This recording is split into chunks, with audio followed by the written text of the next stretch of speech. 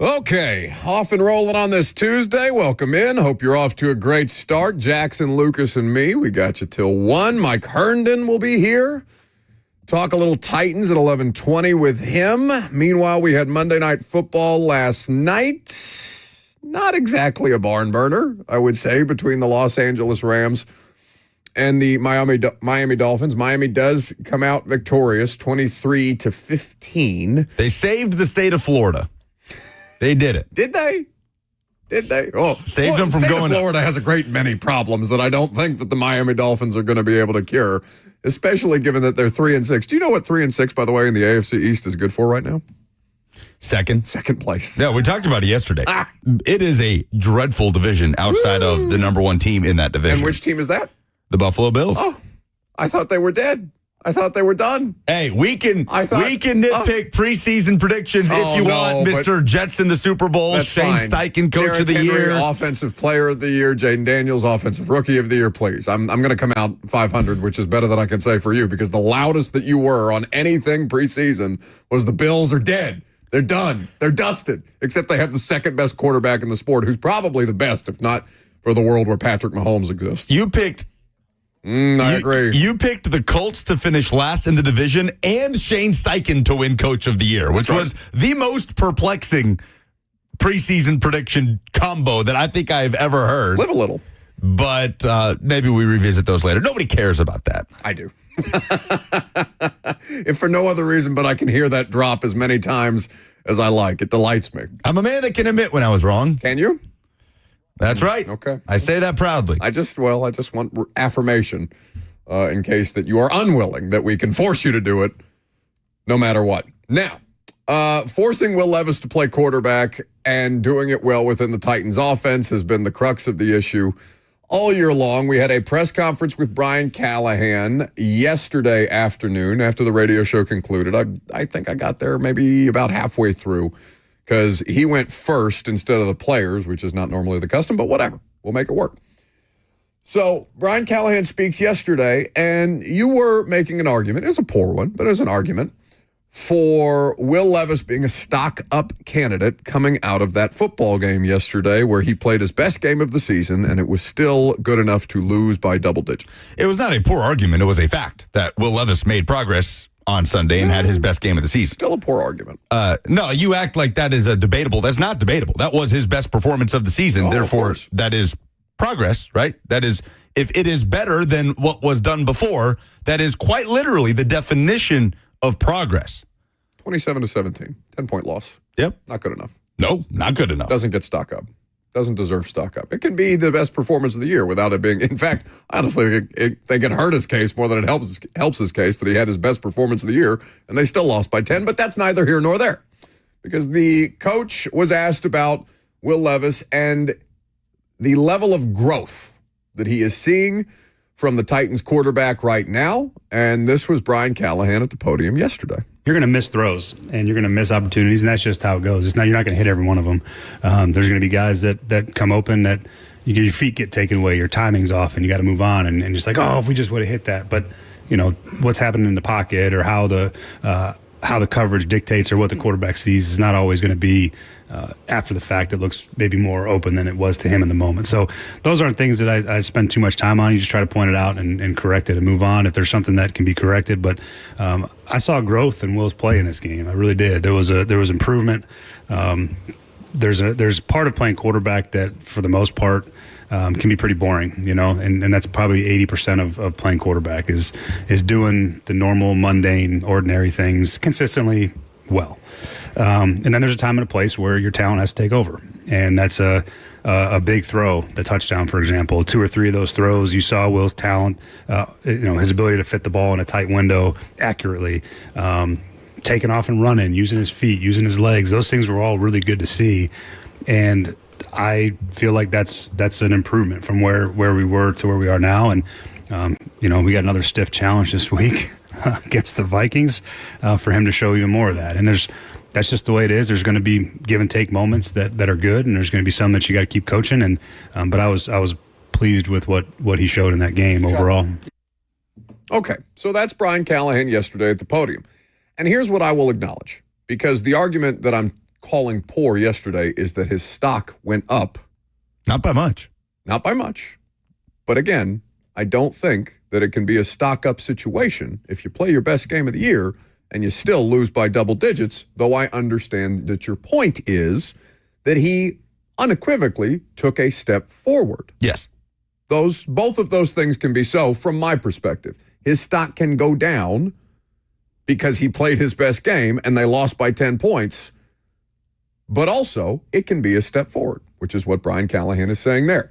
Because not a single solitary person is going to sit here and tell you that Will Levis is a complete product by any stretch of the imagination. But I think that is where my sticking point primarily is that I'm not asking for him to be a complete product. I mean, for God's sakes, Lamar Jackson, Josh Allen, Patrick Mahomes, I don't necessarily know if they are even complete products. They are just unbelievably talented and are playing the position at a very high level, but we're still seeing growth and development from those players, even though they are at a much later stage of their career than somebody like Will Levis, who is not young. He's 25, going to be 26, but he's in his second year, and he's got relative level of experience. Now, has he played the equivalent of a full NFL season? Have we made it to 17 starts?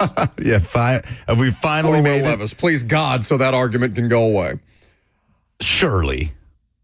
I don't know. But, he missed 3 games in the middle of that, so I would have to go back and count them up, and I'll let you do that while I work my way through this. But what I'm hearing from the coach is, okay. Oh, we're at 15. Oh, God. He's still a rookie. About to be week 11 of his second season. Oh, no, he's a rookie. It's his rookie season. Hasn't played 17 games yet. He's technically a rookie. Not that I wish violence on anybody, but those people, I just want to grab them by the shoulders and shake them and be like, what's wrong with you? We don't want to hear that. Stop it. 18 of 23, 175 yards, 1 touchdown that mattered, 1 touchdown that didn't because the game was out of hand, even though I guess they count. And no turnovers, even though Bud Dupree did his damnedest to cause a turnover where Will Levis got sacked, lost the ball, J.C. Latham recovers. It's a fumble, but it's not a turnover. The bar is so low that I think that there has to be something more to the conversation than, okay, is he making incremental progress because it's week 10, or we're now through week 10. We are heading into week 11. The bar should not be so low for this player that just because he didn't have A, a turnover, or B, a catastrophic turnover, that is sufficient at the NFL level for starting quarterback caliber play. Now, God help us, 8 more weeks. So we can still do this for 8 more weeks. And if the coach is seeing sufficient progress, and I don't know if he would describe it as sufficient, but he is saying that he is seeing progress. Sufficient was not a word that was used in there. Maybe that's a good follow-up for another time we have a Brian Callahan press conference. He's making progress, but is it sufficient? And of course the answer is no, because they're 2-7. Sure. This is a multiple things can be true situation. I think, for example, you went to an extreme yesterday. A lot of people go to extremes in this situation. I think you went to an extreme yesterday when you said that, no, there was not progress because Will Levis taking sacks that sandbag drives is just as bad as a game where he's turning the ball over. And I disagree with that. I fundamentally disagree with that. And you spoke as though every sack was on Will Levis, and Brian Callahan kind of reiterated that, there's a million different things happening. Everybody needs to block better, get open, all of those things. But at the end of the day, it seems like Callahan still attributes 2 of the 7 sacks to Levis, getting out of the pocket, holding onto the ball too long, not making a decision, not a bad decision, but indecision. And it sounds like Callahan arrived at the same spot he was at right after the game. 2 of them out of the 7, you could probably just pin on Levis. So I don't think that's as bad as turning the ball over. Just pin on Levis. Solely pin on Levis. I think so. So I don't think that's as bad as turning the ball over. We have been asking him to, instead of turning the ball over, take the sack, and he did that on Sunday. So I'm not going to say that's as bad. Oh. How many times this season have we said just take the sack? Please. How many times this season have we said, please just take the sack? Multiple. Please. I am making that argument because that is the argument, Buck. If he just takes the sack in Chicago, they probably win the game. Okay. Let's not move the goalpost here. No, I'm going to move the goalpost. It's week 10. I'm allowed to move the goalpost in week 10. I would like it. But that's what I'm saying. Like for it to be better. He's 25 years old. I just can't understand why we can't He's a player that has played plenty of football at this point in his career. If you want to move the goalpost so low, I just don't understand why there is a need to take it easy on him. Let me finish. What I'm saying is there was indisputable progress on Sunday, but it's week 10. He gave us a baseline performance that we had been looking for all year. It took until week 10 of his second season to finally not turn the ball over, to manage the game, to be somewhat efficient in the passing game, to hit some big plays, to do all of those things in the same game in which they still only scored 17, and it took until week 10. So both things can be true. Like, you like to take the one thing and then wipe away the other, that because it took until week 10, no, there wasn't any progress. No, there was, but we can say that it's probably too late in the game unless he makes now leaps and bounds for the last 8 weeks of the season. But both things can be true. Not 10 weeks in. Not 10 weeks in. It's like waiting a year and a half for him to slide. You know? It's the same kind of conversation. It is the same conversation. And when he slid, we said, oh, finally he slid. That's progress, but it's taken way too long. Yeah. And that is a marker or a sign that he is insufficient to do this job if it's taking this much work, this much legwork to get him to just, base level functionality. Am I being unfair? No, you're not. On the timeline that they need him to be at, right? Because if it's going to take this long, maybe in 3-4 years, he will be a quarterback you can win games within the NFL. They don't have 3 to 4 years. They have this season. So, yeah, at the pace it's currently at, seems like we're going to have our answer on Levis, again, unless he really ratchets it up and something clicks and breaks through in the next few weeks. And that's going to be difficult to do on Sunday when we're talking about pocket presence and making a decision and feel in the pocket against the most blitz-heavy team in the NFL, in the Vikings. Did you hear Brian Callahan scoff when he said that the Vikings were coming to town? Even he knows that they're in for a rough one. But I disagree with you in terms of that you're not allowed to move the goalposts in this specific situation. In a lot of instances, I understand why moving the goalposts in a certain argument is just for the sake of prolonging debate or whatever. There is no debate to me. We're just prolonging the inevitable to me, that we have come to the conclusion that this player is not going to be sufficient to be the Tennessee Titans quarterback moving forward, and that everything in between there is just, did he do this versus that this week? But it's still not good enough because 17 points, that almighty 17 that just will not leave us alone no matter what they do or who they trot out there or what you have. I do think that when it comes to NFL quarterback, especially outside of the realm of first year or super inexperienced, because he is neither, that the goalposts are allowed to be moved when you are looking, you're in a conference that is highly competitive, right? Maybe the AFC is not cream of the crop, but it's highly competitive. And you're looking at a person who consistently has gone out there and made you not outright non-competitive by what he's done, but outright sabotaged your ability to be competitive up until this point. And that we're just now talking about him getting to a place where, okay, they're not competitive, but at least he didn't do the thing, to me is a sufficient reason to move the goalposts and say, yeah, it's not good enough. Stock down. It's not good enough. No, nobody is saying it wasn't good enough. They scored 17 and lost the game. Except for you. Stock up. With an asterisk. 615-737-1045 is the number. You have headlines? I do have headlines. Interesting week in the NFL. Those are next.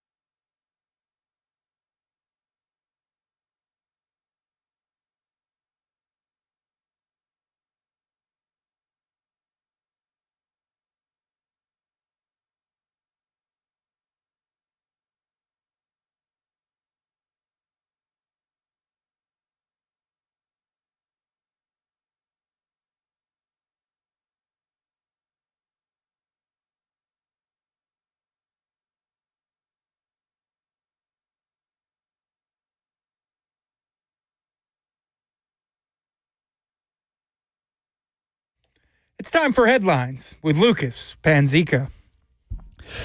The news of the day in the NFL, the Chicago Bears have fired offensive coordinator Shane Waldron after the 19-3 loss to the Patriots.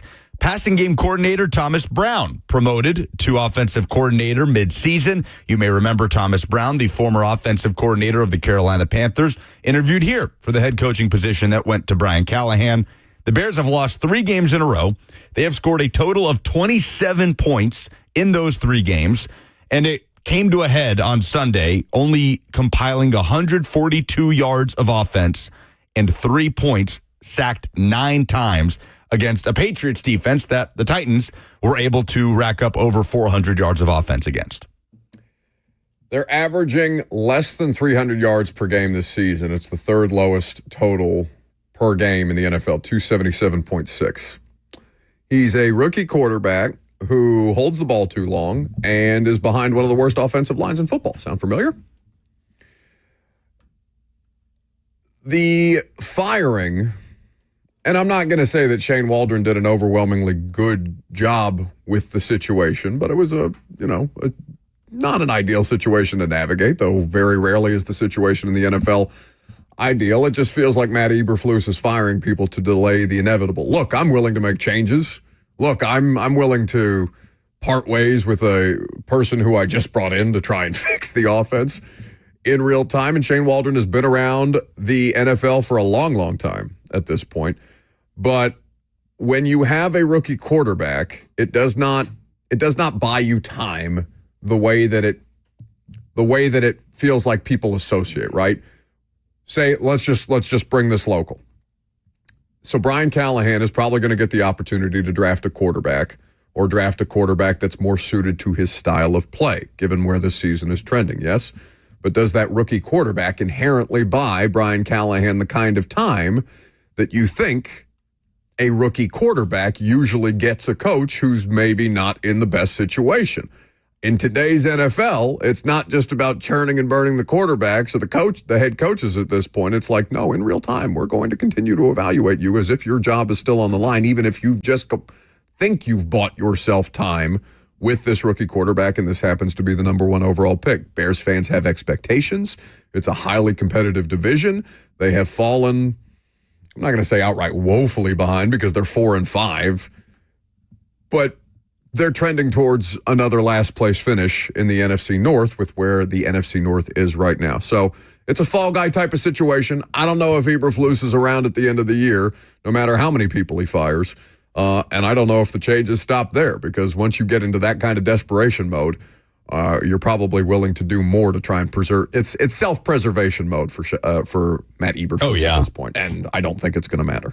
They did pick up some momentum with a 3-game win streak. They beat the Rams and they beat the Panthers and Jags. So that's obviously the asterisk. The best the Bears offense has looked this year was against the Panthers, and then against the Jags, they scored a combined 71 points in those 2 games, but it's the Panthers and Jags. And it's the Rams before the Rams started to play their best football, even though LA lost last night at home to Miami. And could not find the red zone to save their lives. And when they did get in the red zone, couldn't score. It's going to get tougher for the Bears as they got to rip off 3 straight AFC North games coming up. Packers, Vikings, and Lions are their next 3 opponents before traveling to San Francisco and then traveling to Minnesota again and then hosting Detroit and then closing out the season with Seattle and a trip to Lambeau Field. Not ideal. So no weeks off. I know we say that about the NFL, but no more Panthers and Jags on the schedule for the Chicago Bears. It is going to be an uphill climb. Duck Falling on the F&M Bank chat says that Hail Mary did them in. That did feel like a backbreaker because, to Caleb Williams' credit, the Bears were not good on offense that entire game. And when they needed it most, they put together a long, would-be game-winning drive that was just crippled by a Jaden Daniels Hail Mary, and then they put up 3 points against the Patriots. Dak Prescott's season is over, according to Jerry Jones, with his buddies over at the radio station in Dallas that he admonished just a few weeks ago. He didn't find new people to interview him? He did not find those new people to interview him. Idle threats, Jerry. He will have hamstring surgery, Dak Prescott will, and that came out over the weekend from Adam Schefter, but there was kind of a caveat that, but he's looking for some second opinions. He will have hamstring surgery. It will end his season. Cooper Rush was 13 of 23 for 45 yards in the blowout loss to the Eagles at home on Sunday. Trey Lance came in, almost immediately threw an interception. It seems like Cooper Rush will start for the Cowboys on Monday Night Football against the Texans. They have brought in Will Greer to the practice squad. Did you read the quote from Jerry on the radio show about Dak's surgery? Yes. Quote, it's a more common injury in hockey, and he's got doctors that are very familiar with how to repair that, Jones said. This is the part that sent me. Yeah. And his prognosis is wonderful. Wonderful. It just means that we're not going to have him for the rest of the year. So I guess in terms of Jerry, what is Jerry doing? I mean, I don't know how many more. Do you have more Cowboys headlines before I? We're going to save the stuff about the sun for the dumbest thing in sports tomorrow. Okay, because I have an oh no related to Cowboys and Sun, but it's not to do with the stadium. Okay. For those of you who are paying close attention to Cowboys coverage at this particular point. A lot of Sun-related discourse around the Dallas Cowboys, all of it objectively hilarious. So I don't think that surgery, no surgery. It didn't sound like Dak was going to be able to come back this year, though they were maintaining some level of optimism, and he suffered that loss suffered the injury in that loss to the Falcons last week. It was it's been what, the second time in the past 5 seasons that Dak has been unable to finish the season because of injury. 2020, he had that dislocation and compound fracture in his right ankle that was like 5 games in to the year. Dak Prescott above average, below average, or average NFL quarterback? Oh, above average. I would say slightly above average. No, there are many NFL teams that would love to have Dak Prescott as their quarterback right now. Yeah, but they haven't gone anywhere meaningful with Dak. And I'm not saying that Dak is the only problem in Dallas, but Dallas's problem has never been talent surrounding Dak Prescott. In an alternate universe where Dak did not get an extension with the Cowboys, which he did, but let's say Dak was a free agent this coming offseason, there would be a massive bidding war for Dak Prescott. Future Las Vegas Raider Dak Prescott, which is what I said this offseason. A lot of teams would try very hard to pay Dak Prescott a lot of money to come play quarterback for them if he was to be a free agent this coming offseason. Yeah, which but is that a good idea, is my point. Like with what we're talking about with quarterbacks and the price, the going rate for quarterbacks, because I don't disagree with you at all. Dak Prescott would be at the top of the market. He would be one of the most sought-after free agents out there and available, and you would hamstring yourself, no pun intended, sorry, Dak, to a $60 million a year contract with Dak Prescott to do what? How many conference championship games has Dak Prescott played in? And again, Dak Prescott is not the only issue in Dallas. I think that you could probably go through, and Cowboys fans are a long-suffering fan base at this point. They haven't mattered really since the 90s in any way of consequence. But I look at Dak as the example of, that's a quarterback that you probably need to reevaluate whether or not you're going to pay him top of market. This is like the case study for, are we doing too much with middle-class quarterbacks? Because Dak, to me, while he is above average, is still a middle-class quarterback. How many conference championship games has Kirk Cousins played in? 0? None. Yeah. Yes. Kirk Cousins got a lot of money to go play for the Falcons, and he's having a fine season in Atlanta. I'm just saying, a lot of teams would love to have Dak Prescott over X unproven, see what we got. No, I'm not arguing that point. I'm arguing whether or not these teams should do those deals, and at what point they're going to stop and look around and say, okay, maybe it's not worth a third of our cap. Oh, sure. To make a wild card. You know what I'm saying? I think that's more of an argument for a Trevor Lawrence, who hasn't proven at all to be worth that type of money. Average. This offseason was just drunk spending from people at the quarterback position. Dak Prescott's had MVP caliber regular seasons. Dak was in the running for MVP last year. Again, I'm not outright, not to spend too much time on Dak, I'm not outright down on Dak. I'm down on the way that NFL teams manage the quarterback position when it comes to veterans, because they just get blinded by, he can play a little bit. I'm not going to have to trial and error my way through the first couple of years. Like, he can play enough. Yep. $60 million a year. Let's ride. No. Let's just think about this for a second. It speaks a little bit to the state of the position right now in the NFL, right? And just how hard it is to find it's always been high-level quarterback play. Absolutely. But nowadays, I think with what is asked of these players, especially when they're young, but conversations for other days. Mm-hmm. The Chiefs are undefeated. Yes. And they've been without star running back Isaiah Pacheco for, at this point, the majority of the season. They are designating him to return from IR. This is per Jordan Schultz. So they are close to getting Pacheco back as they get ready to take on the Bills this weekend. Kareem Hunt was called up off his couch to come join the Chiefs, and he's played really well in spot duty for Isaiah Pacheco. And now they have an opportunity to have a nice little 1-2 punch at running back between Hunt and Pacheco. So the rich will get richer as Isaiah Pacheco nears a return. Yeah, off the couch, Kareem Hunt has 449 rushing yards on 125 carries and 5 touchdowns. It doesn't matter who plays for them. They're just going to win. And it doesn't even matter how well the quarterback is playing because still, miraculously, they'll be on the precipice of a loss, block a field goal that should be a layup, and maintain that 9-0 record. The Chiefs are infuriating. That's really all I have on that, other than they are. I mean, not that running backs are disposable everywhere, right? Because who are the best running backs in football this year? It's Derrick and Saquon. Yeah, Derrick and Saquon are very highly talented, and Christian McCaffrey's obviously been hurt. Made his season debut on Sunday, 107 total yards of offense. And he is depending on how his health maintains. But Derrick is better than all of them because he doesn't miss time, save the 2021 season. It's just so turnkey for the Chiefs, no matter who they have or what they're doing, as long as they have that coach and that quarterback, it doesn't seem to matter. And I mean, the defense is excellent. The defense has kept them in many, many games this year. Derrick Henry, by the way, leads the NFL rushing leader stat, 1,120 yards. Saquon Barkley has 991 yards in second. Derrick with 12 touchdowns, which is twice as many as Saquon. Is Derrick going to break 2K again? I know that's not a part of your headline. He's on pace to. He's on pace to. What is that going to do to the city of Nashville if Derrick Henry gets 2,000 yards again? It will ensure that for the first time ever, there will be a Hall of Famer that was drafted by the Tennessee Titans. I think that's what that would do. That's how I would react to that. Okay. Keon Coleman is out for the Kansas City game. Speaking of the Chiefs, they'll take on the Bills in Buffalo, 3:25 kickoff on Sunday. Buffalo was without Amari Cooper, who missed the Colts game, the win over the Colts with a wrist injury. Seems like Cooper's on track to return, but rookie receiver Keon Coleman will be out on Sunday with a wrist injury.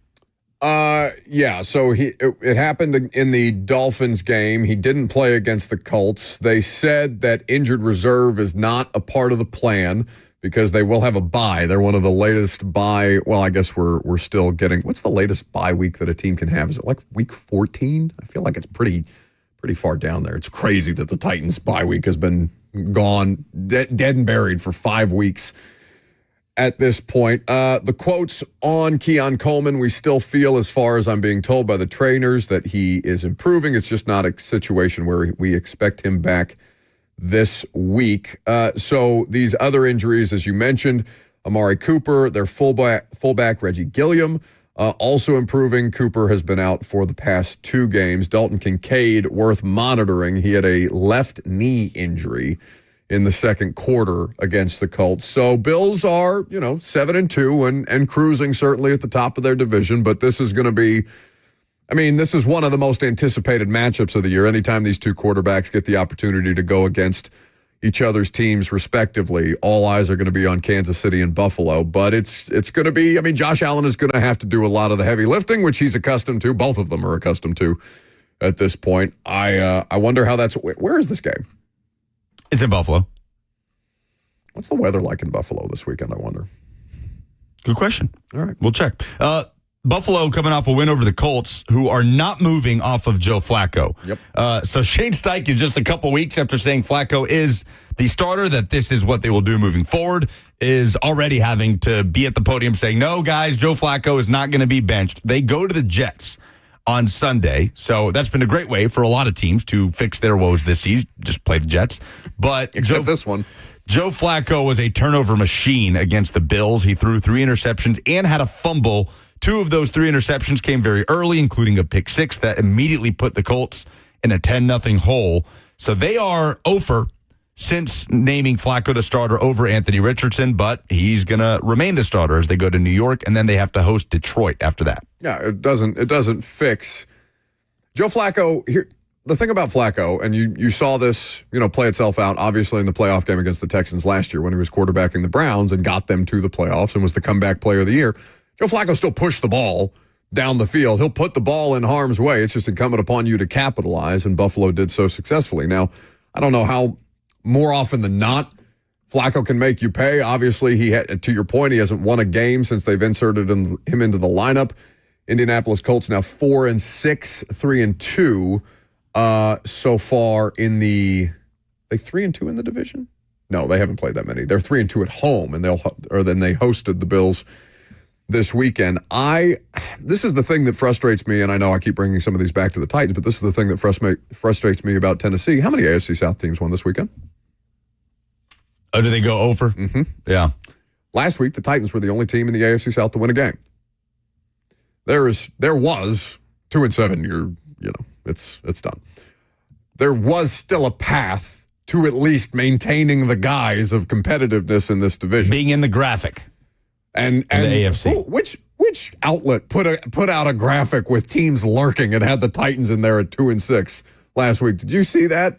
The only team that wasn't in this graphic that they put together of the 16 teams in the AFC was the New England Patriots. Yeah. There's going to be one or two bad teams making the playoffs this year. No, I know. And you're going to call them Super Bowl contenders when it happens. Because no, I would not, because they don't have Mike Tomlin and the Pittsburgh Steelers. The Pittsburgh Steelers get the benefit of the doubt from me every time, and if they don't from you, you're a fool.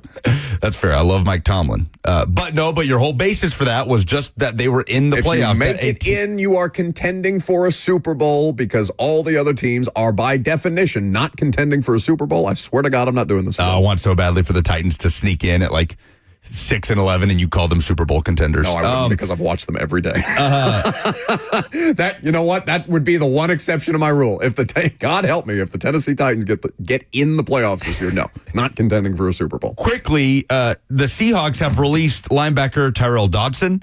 That has a local tie. He's a Franklin native, went to Centennial High School, has had a fine NFL career. He's the lead tackler of the Seahawks, but they've shaken up their inside linebacker core, obviously acquired Ernest Jones in a trade that sent Jerome Baker to the Titans, and Tyrell Dodson was waived this week.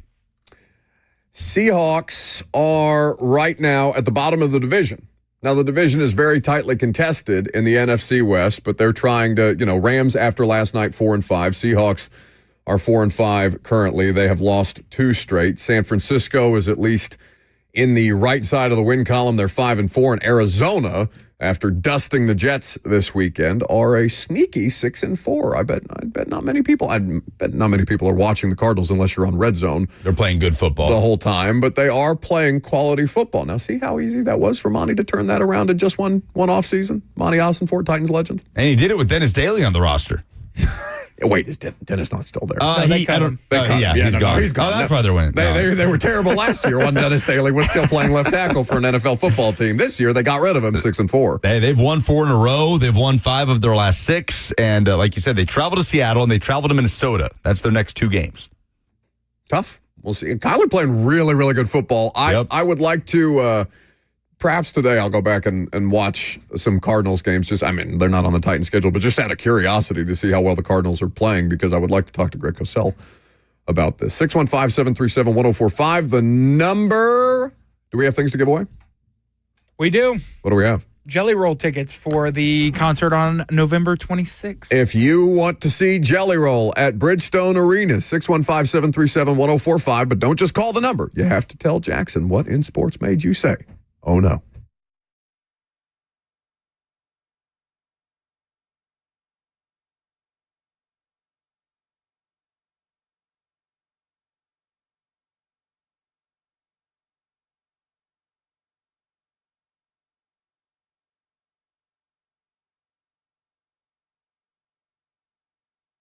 The Tennessee Men's Clinic is a great resource for you, just like they've been a great resource for so many guys over the course of the last decade plus. When it comes to getting treatment for ED, they are there to help you and disprove any notions that you may have about your process being hopeless if the pills stopped working. Success stories are great to hear, but I hate to hear that guys live for any amount of time feeling like all hope is lost.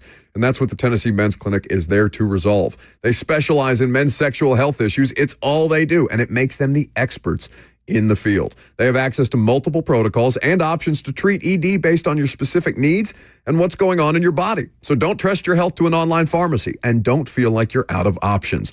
We want you to understand all the options available for you when it comes to treating ED. The Tennessee Men's Clinic protocols are patient-centered and customized to your needs. They have treatments for everything from low testosterone, ED, treatments that increase size and stamina, and everything else in between. So call them today at 615-208-9090. That's 615-208-9090, or schedule an appointment online today at TennesseeMen'sClinic.com.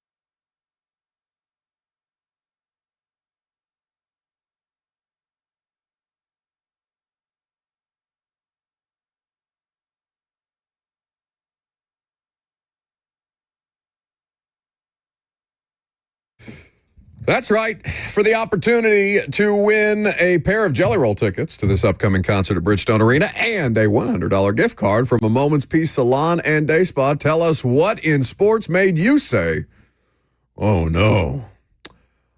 Also, this segment made possible by A Moment's Peace Salon and Day Spa, a great place if you are in the holiday shopping mood for somebody in your life, perhaps even for yourself. Get yourself a nice trip to A Moment's Peace Salon and Day Spa. They have all manner of great things for you to just take a step back, relax a little bit, enjoy yourself, treat yourself if you're so inclined.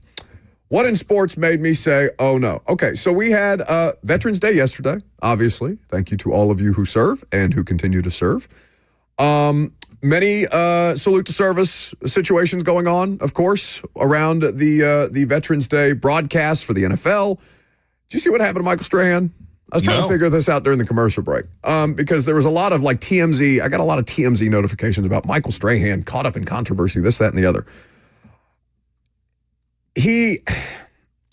So they show the crew of the Fox Sports broadcast. It's Howie Long, Jay Glazer, Kurt Menefee, Terry Bradshaw, Jimmy Johnson, Gronk, and Michael Strahan.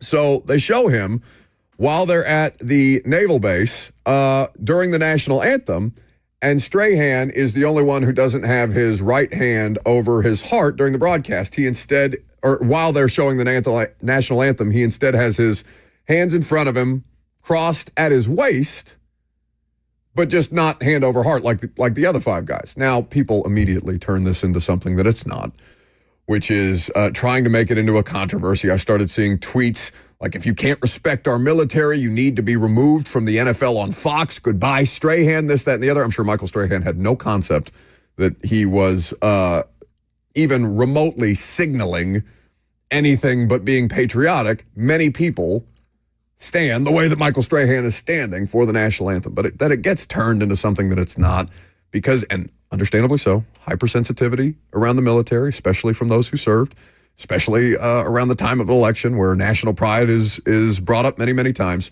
It's unnecessary because it's not, I mean, this is not anything. It's not like the knee or anything like that. It's not even, it's nothing. It's nothing. He's just got his hands crossed at his waist and they're not over his heart. Many people stand like that during the national anthem. It's not the end of the world. I am somebody who covers NFL games for a living. I could, you know how many people are not paying even remotely close attention to the national anthem in the stands while I'm watching, sitting in the press box during the national anthem. Michael Strahan's going to be okay. It made me say, oh no. Michael Strahan has deep military roots in his family. Michael Strahan. Oh, I'm not aware of that. Yeah, Michael Strahan, I'm pretty sure he grew up on an army base. I mean, like he's a military kid. His father did serve in the army. Yeah, so I don't think that's not the guy that you're looking at for someone to be disrespecting the armed forces. It just, he's standing there paying attention, obviously. So it's just one of these inane things that's fake outrage on social media. It could have been my dumbest thing in sports this week, but it wasn't. My oh no is Utah athletic director Mark Harland after the BYU game, a heartbreaking loss for Utah, no doubt. Now, the context here, BYU has the ball deep in their own territory. Clock is ticking down. It is 4th and 10. If Utah gets off the field on defense, the game is over. BYU's perfect season is ruined, and Utah gets a stop on 4th and 10. The crowd is going nuts. Student section's going crazy. They're about to take a knee. Oh, there's a flag. Defensive holding extends the drive. BYU marches down the field. They kick a game-winning field goal, and they win in the Holy War to stay undefeated. This is Utah Athletic Director Mark Harland hijacking the post-game press conference after the game. Been an athletic director for 12 years. This game was absolutely stolen from us. We were excited about being in the Big 12, but tonight I am not. We won this game. Someone else stole it from us. Very disappointed. I will talk to the commissioner. This was not fair to our team.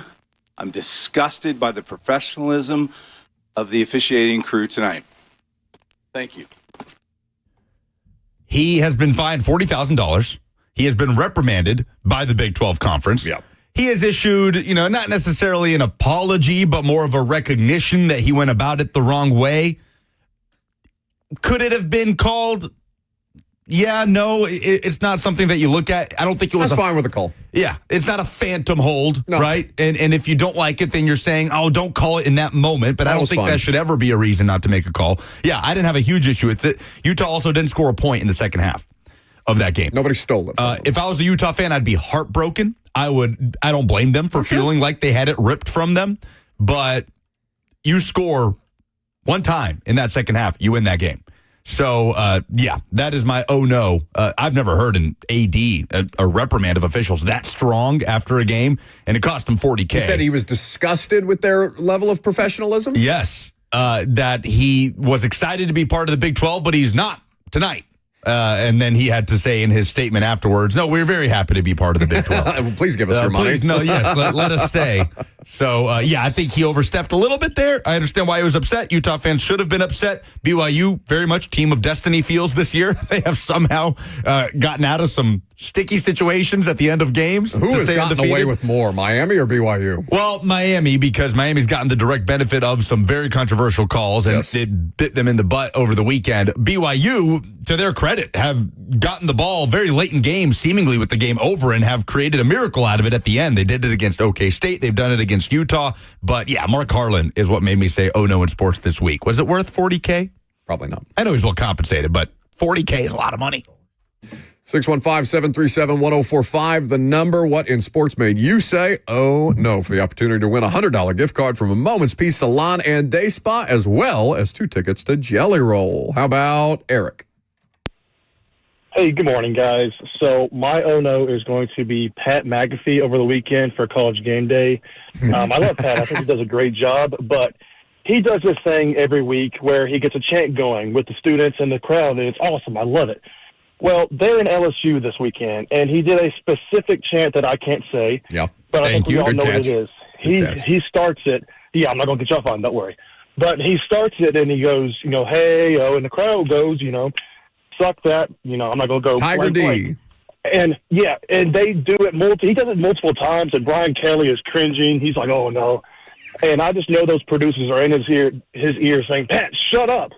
Because you can hear it so well on TV, and I was watching that. It was funny to me, but I was also cringing. I was like, oh, my God, does he know what he's doing? But, that's my oh, no. It was so loud. It's an excellent oh, no. It's an excellent oh, no. Remember to say on hold, I'm for it.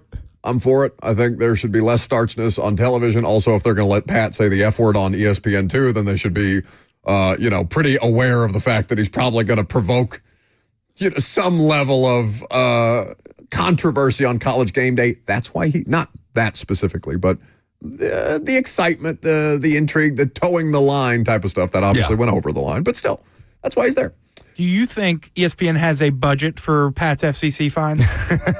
Is it tucked away in an account? Whatever money he might cost them with situations like that, I assure you that he is earning them far more money. Yeah, they're not worried about it. Austin is next. Hey, man, it's got to be the Georgia player celebrating with the Ole Miss fans after the game. Yeah. I know he's just a young kid, and we all make those mistakes, but I don't know how you let him back in the locker room after that. That's my own now. Yeah, Austin, I'm just assuming that nobody saw it until it was making the rounds on social media, because there would probably be some teammates of his that would not be interested in letting him back on the bus had they seen that in real time. Kirby called him an idiot yesterday. We have the audio. Oh, do we? Yeah, what an idiot. Just stupid.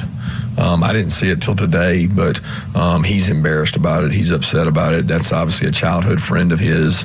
He grew up and played with there at Buford and knows him, hadn't seen him in forever, but just not real smart. But to be honest with you, I don't have time to waste energy on that. You know what I'm saying? Like my focus is on Tennessee. I'm not worried about that.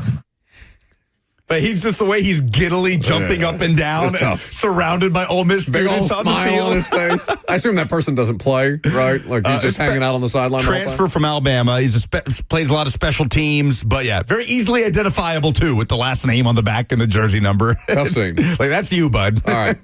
There are 2 Chris's. We'll go to Chris 1, and you'll just have to figure out who Chris 1 is. Go ahead. My Chris 1? You are. All right. Well, my oh no was at first going to be the Georgia player, but the other oh no I would have is just Matt Eberflus firing his offensive coordinator halfway through the season. Just a lot of dysfunction going up there, and it just seems like he's always pointing the finger somewhere else, where it just seems time to move on completely from Eberflus and try something new. I appreciate the call. Unfortunately, we are not going to have time for the rest of the calls for oh no, but if you want to chime in on something else, you're welcome to do so. Eric? I say Austin. Eric. I think the Georgia player is more of an oh no. I mean, that was just egregious to me. Pat McAfee, that was just good television. I mean, I get why I made you say it oh, no. literally made Both me good in my, like submissions.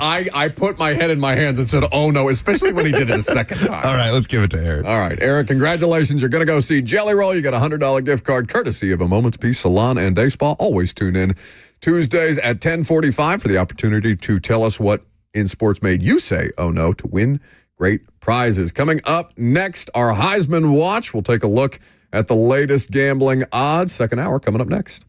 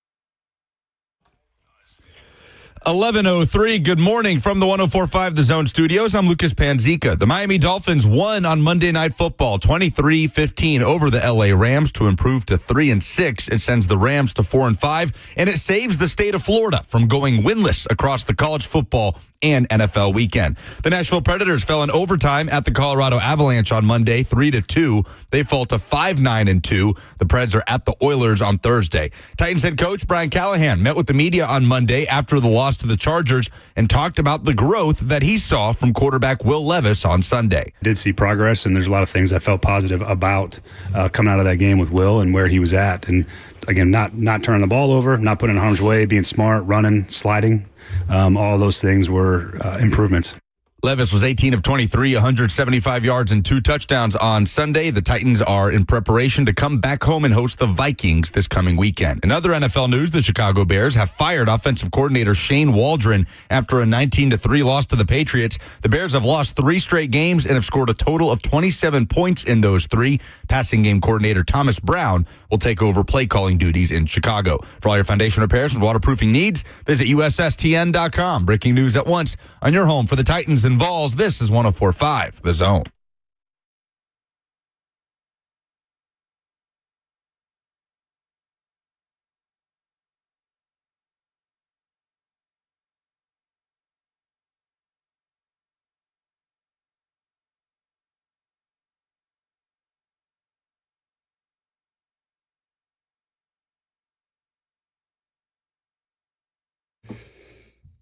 Hour number 2 off and rolling. Mike Herndon will join us here in just a little while. We'll talk some Titans then. Meanwhile, we typically update the Heisman Trophy odds, as is the custom. Now, we've typically been taking them from FanDuel Sportsbook, which is, again, where we will go to them, though we have no affiliation, technically, with FanDuel Sportsbook. It's just the most convenient for us. So unless FanDuel would like to spend their money with us, we would happily take it.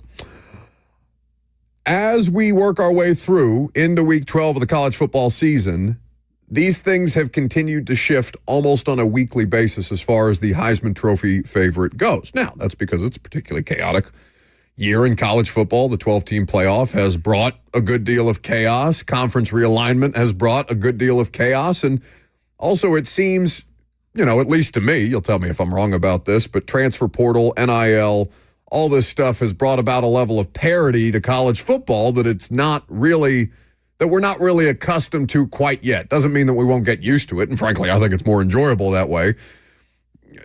I'm not for turning the world of college football into the NFL, but I do think trying to successfully orchestrate parity in college football, like the NFL at least tries to, unsuccessfully this year, but tries to do on an annual basis, I think it's made for a better product on the whole. Am I wrong? No, it's chaos, and it's beautiful. Okay, just double checking. Now, for the Heisman Trophy odds, Travis Hunter has leapt to the top of the list. He is now minus 115. This is the first time we've seen a Heisman Trophy favorite with minus next to their odds in quite some time. Dylan Gabriel, the Oregon quarterback, plus 360. Ashton Jeanty of Boise State, also at plus 360. Then you get into the rest of the quarterbacks. Cam Ward, suffering his first loss of the year, plus 800. Curtis Rourke, Indiana, undefeated, plus 1,400. Jalen Milroe at plus 2,500 right now. This is a 3-man race at the moment between Hunter, Gabriel, and Ashton Jeanty, who had another incredible performance against Nevada, another 200-yard rushing game. That is his 4th of the season, which is insane. So he's at over 1,700 rush yards, on pace to go for 2K at the college football level for Boise State, who seems on pace to be the highest-ranked Group of 5 champion to get into the college football playoff. Gabriel's been great. Oregon's still undefeated, best team in the country. Travis Hunter is my Heisman winner. I don't think there's anything that could happen over the course of the next 3 weeks for me to not think that he is unequivocally the best, the most impactful player in all of college football. Yet another game against Texas Tech this time where Travis Hunter is unbelievable, a 41-27 win for Colorado, who is a 2-loss team, who has a favorable schedule the rest of the way in the regular season to go undefeated and be in the Big 12 championship game, which means Colorado could be a game away, a win away in the Big 12 championship from being in the playoff, which is bonkers, crazy. Shout out Dion. Travis Hunter against Texas Tech over the weekend. 9 catches for 99 yards and a touchdown. His touchdown came on his 99th snap of the game. He played 166 snaps. During his time playing cornerback in this game, he was targeted 0 times until Texas Tech got a free play.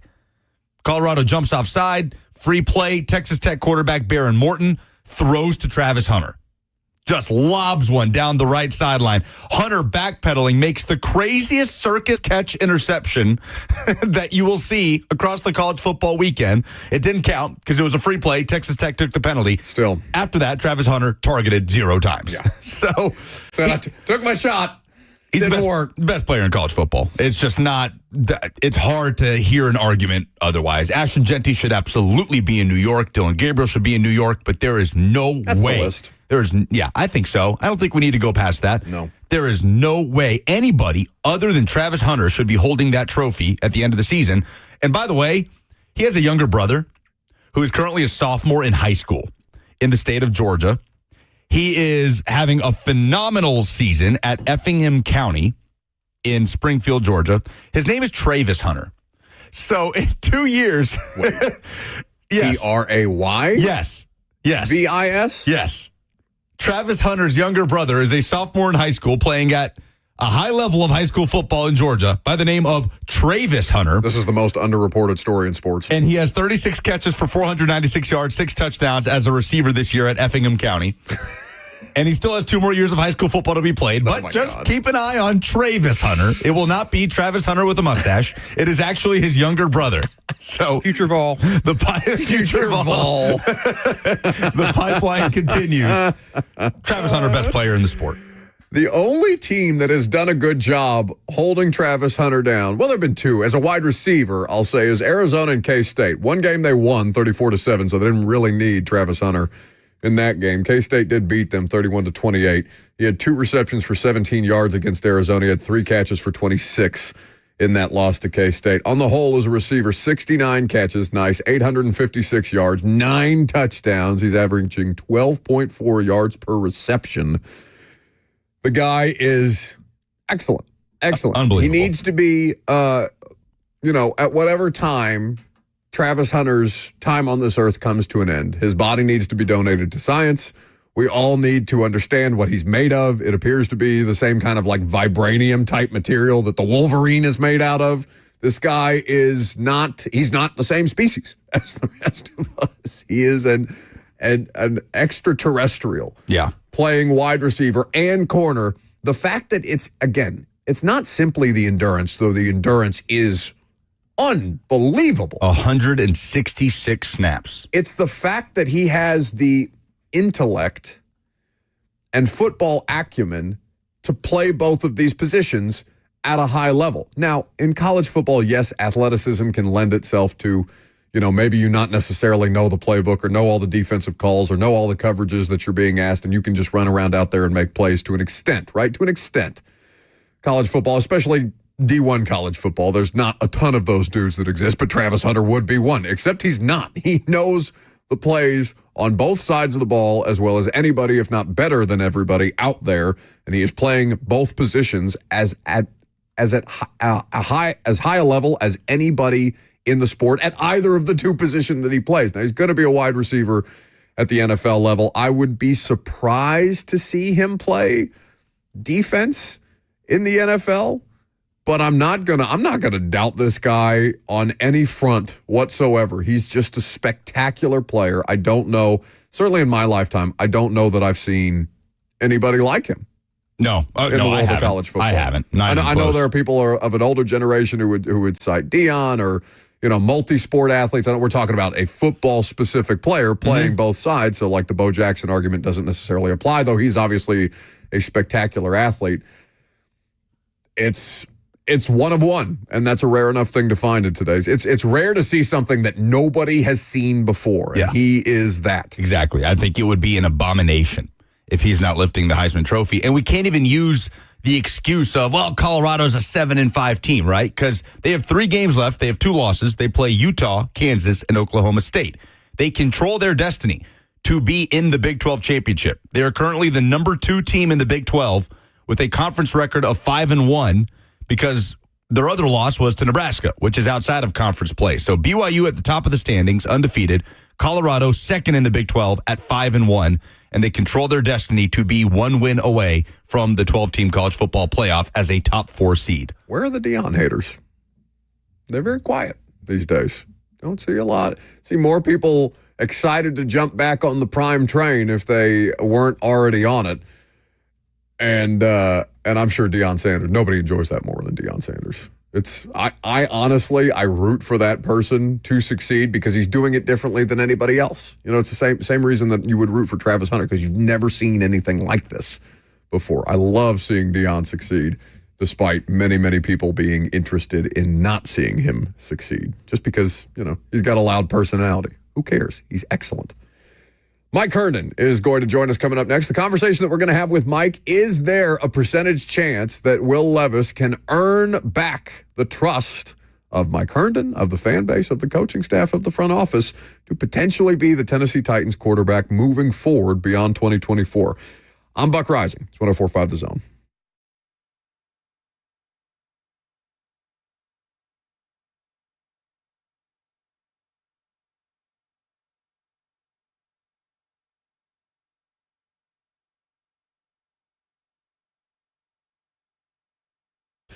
Oh, holiday season is upon us. Thanksgiving is a little over 2 weeks away. Hard to believe. And maybe you're dreading all the work that goes into Thanksgiving and having people over and the turkey and the cranberry sauce and the mashed potatoes and the mac and cheese. It's a lot of work. I have great news. Thanksgiving is getting hot with Hattie B's. That's right. Hattie B's can cater your Thanksgiving and spicy it up for any size gathering with traditional sides and some upgraded additions. You can create your own custom meal without any of the hassle. You want a fried turkey? Let Hattie B's do it. Don't burn your house down. Sliced turkey breast, whipped potatoes, carrot souffle, and cheesy hot chicken dip. I think that's what they mean when they're talking about upgraded additions.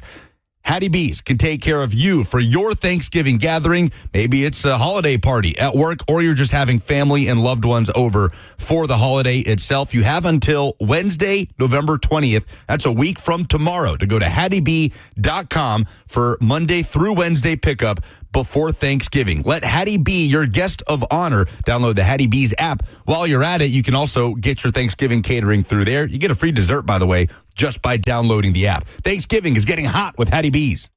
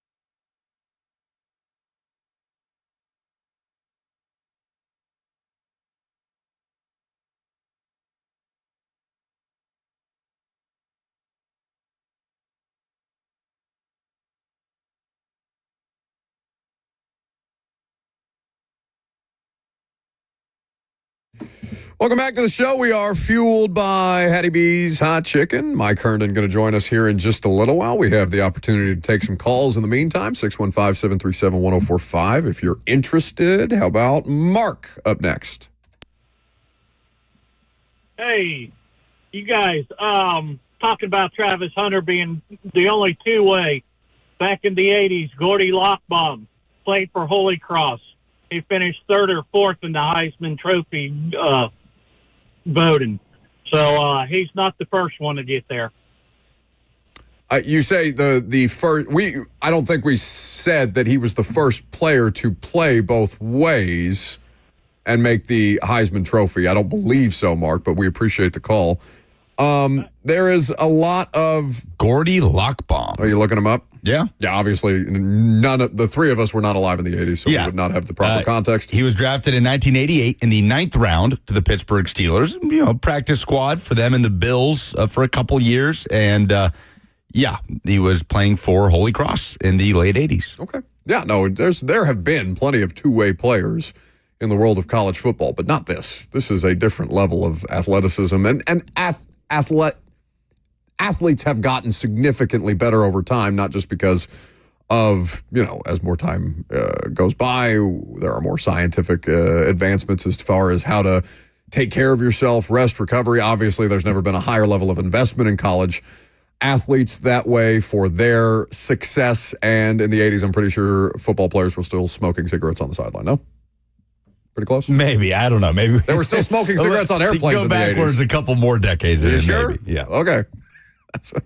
615-737-1045 is the number. Bert just came in here spouting off conspiracy theories about the Cowboys and Jerry Jones and him actively trying to tank the season for the ability to secure either Shedeur Sanders and Deion Sanders as his coach or Travis Hunter with one of the top picks in the NFL draft, which would, I think, be an interesting play, and it would certainly make a lot of sense for business.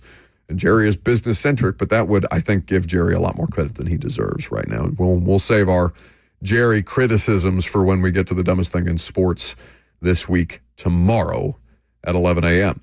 So the conversation that we're going to have with Mike, whenever Mike becomes available to us, is that the idea of Will Levis earning back trust, earning back not just trust for the remainder of the season, because, again, there are still 8 more games to be played, and as long as he's healthy, he's going to play.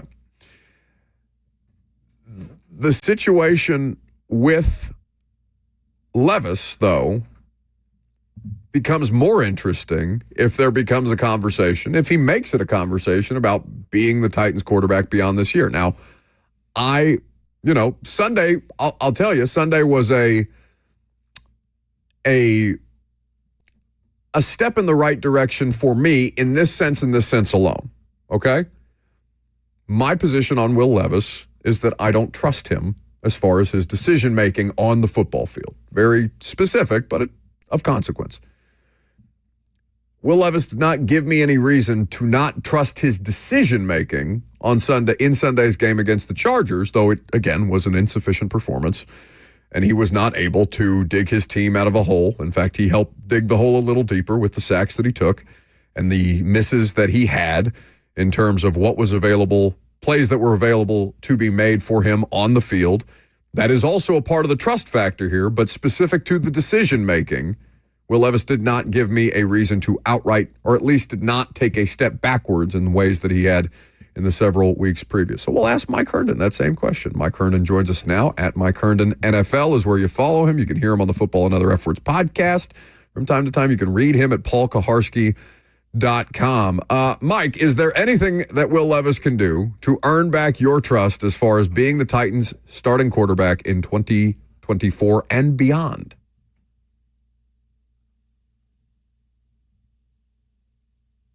Mike, you're muted.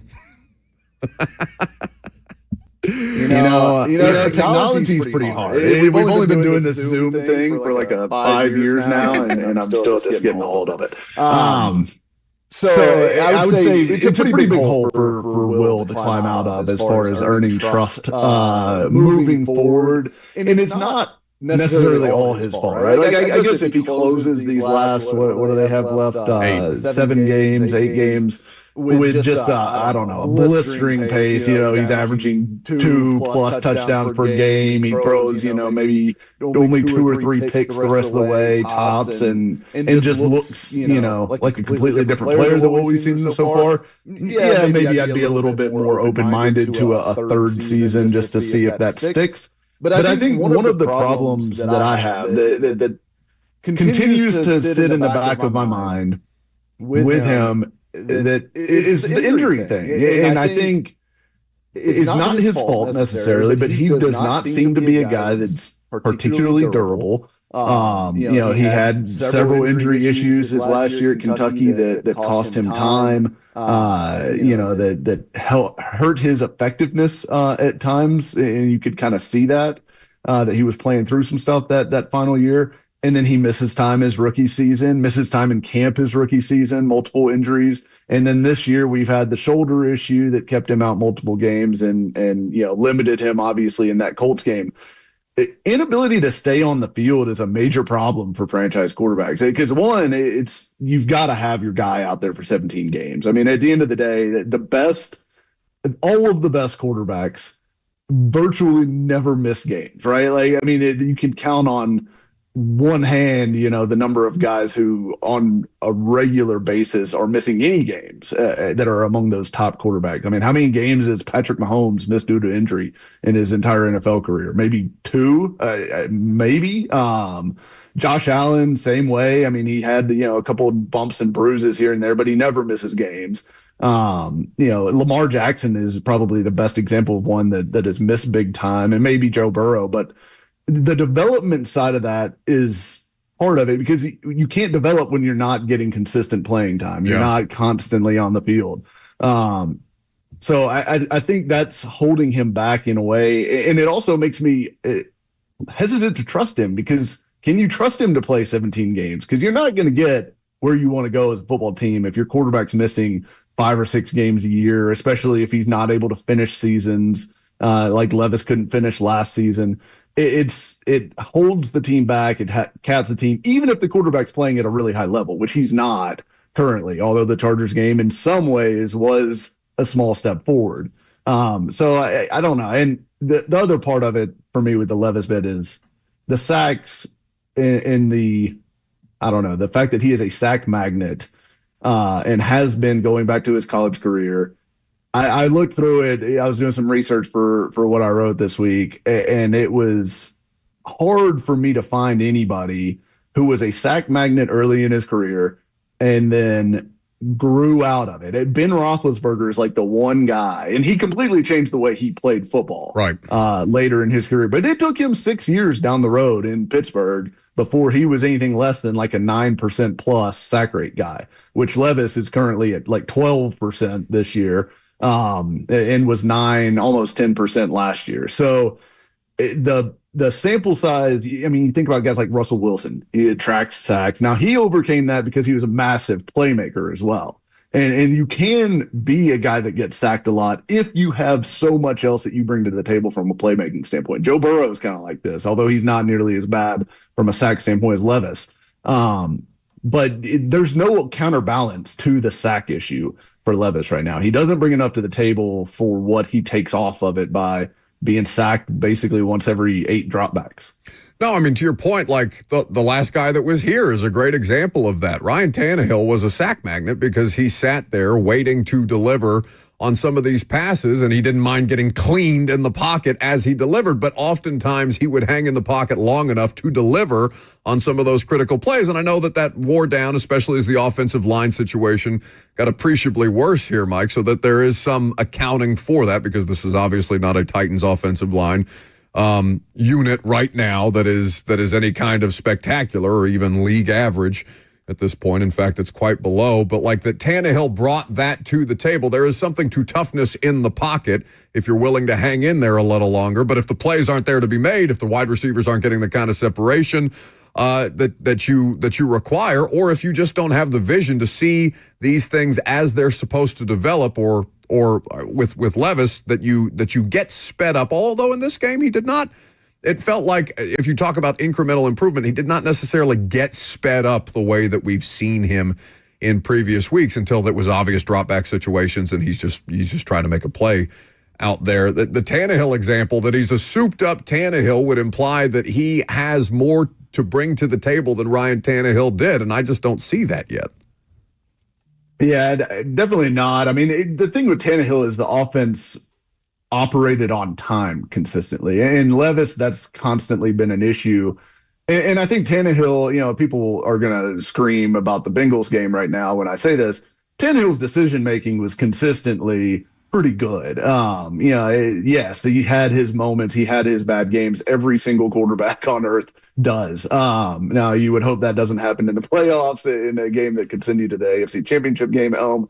But nonetheless, we don't have to relitigate that atrocity. Are you sure? Are you sure? I'm sure people are still not over it. We can if you want to, Mike. I got time. Oh, well, open up the lines. Let's go.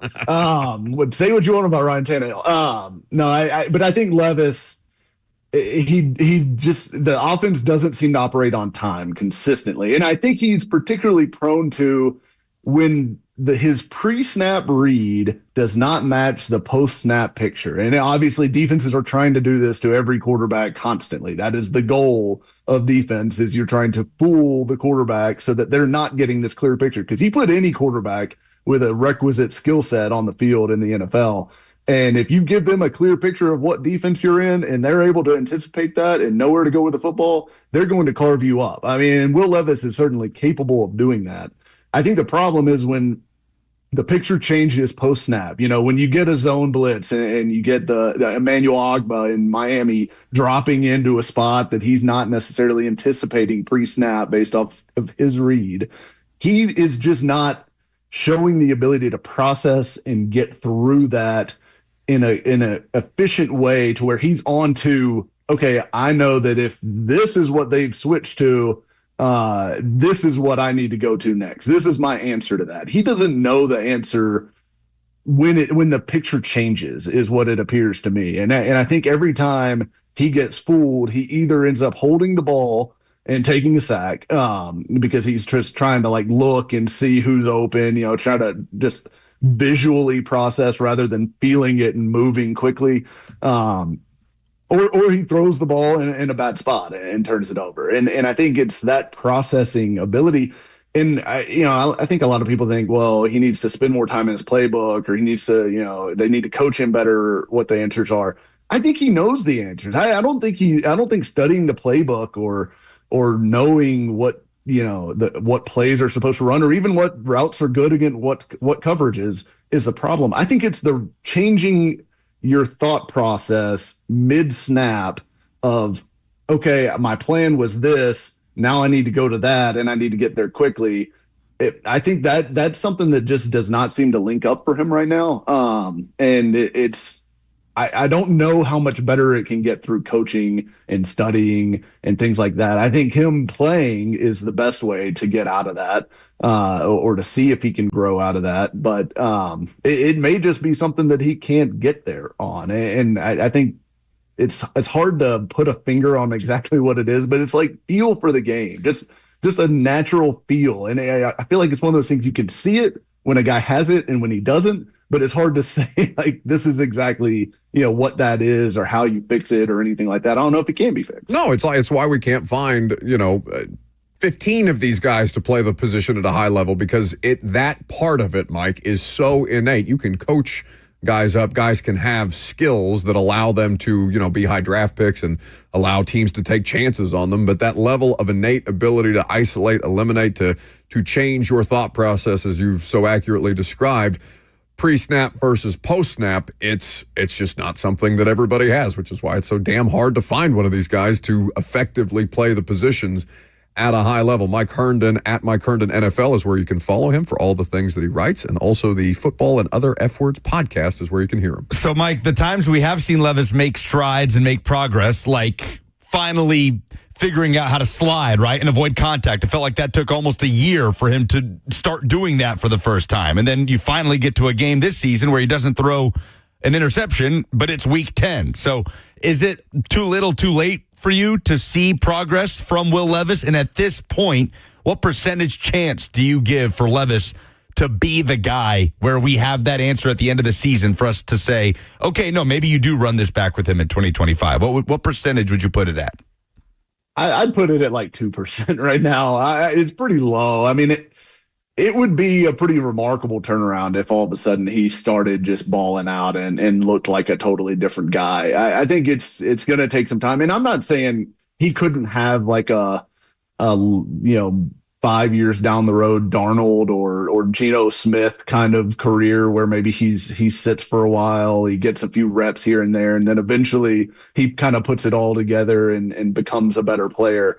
That wouldn't shock me. I mean, I don't think he's dumb. I don't think he's not working hard. I don't think that there's really – I'm not sure that there's anything Will Levis is doing wrong, to be honest, besides he just does not have that it factor. And so I don't know, the big question is just whether or not that can be developed. So I'd put the odds pretty low just because I can't remember another quarterback. If you look at really the top level guys in the league right now, almost all of them, if not all of them that are playing at that like elite franchise level currently, they showed it by the second year that they were playing. I mean, there's very few examples of anybody who was just not good through 2 years of playing. And I know he wasn't like a full-time starter last year, but he played enough football last year to count that as a season that he played, that have turned into guys that are really good. At least, I mean, yes, you can find maybe a Baker or something like that who's serviceable, but nobody's saying, all right, Baker gives you the chance to win the Super Bowl every year, right? I mean, it's to find that guy that everyone wants, that everyone's going to say can win you a Super Bowl and makes you a contender just by the fact that he's on your roster. I think the odds of Levis turning into that are extremely small. And certainly, I don't think we're going to know that by the end of this year at this point. So if that is the case for most people, and I think it is, then is the rest of the season more about Brian Callahan and the coaching staff? And if that's the case for you, what kind of proof of concept, what comes to mind when you think about proof of concept that you would like to see with Callahan and this staff, especially offensively, for the next 8 weeks? Yeah, I think the offense has made some strides. I think they put together back-to-back 400-yard total offense games against the Lions, which, of course, there was issues there. But then they come back and they move the ball pretty well against New England. Which obviously the Bears proved that, not just anybody can do that against New England. And then I thought this was a pretty decent game against a very good Chargers defense. I mean, that Chargers defense is among the best in the NFL legitimately. And the Titans moved the ball pretty well. I mean, they missed a field goal. They obviously, didn't finish some drives here and there, but they moved the ball pretty consistently in that game. And they did not look overmatched. So I think the offense has made some strides. Ridley clearly has gotten going, which is a big thing that I think everyone needed to see from this group. The offensive line, there's moments. The right tackle position, I don't really put on Callahan necessarily. That is a talent issue. They did not address that position adequately in the offseason, and it's just continuing to bite them. But I think the offense is showing progress. But I think Callahan has to show over these final 8 games that he can get the best out of not just the offense, right? I mean, he is the coach of the whole team. Yes, he is the offensive play caller, but he is the coach of the whole team. And the red zone issues on defense, the obvious special teams calamities that happen on a weekly basis, they've got to stop. They've got to be cleaned up. I think I need to see him make some progress in other phases of the game, in addition to the offense continuing to kind of find its sea legs here. He needs to be able to bring those groups along as well, because he's responsible for them, even if he's not calling the plays on those sides of the ball. Turns out, pretty tough job, NFL head coach. Mike Herndon at Mike Herndon NFL is where you can follow him. PaulKarski.com is where you can read him. Football and Other F Words is where you can hear him, other than when he appears on some of these radio shows. Buddy, thank you for the time. It's always good to chat. And I see your Longhorns hat. How you feeling? Just quickly, how you feeling?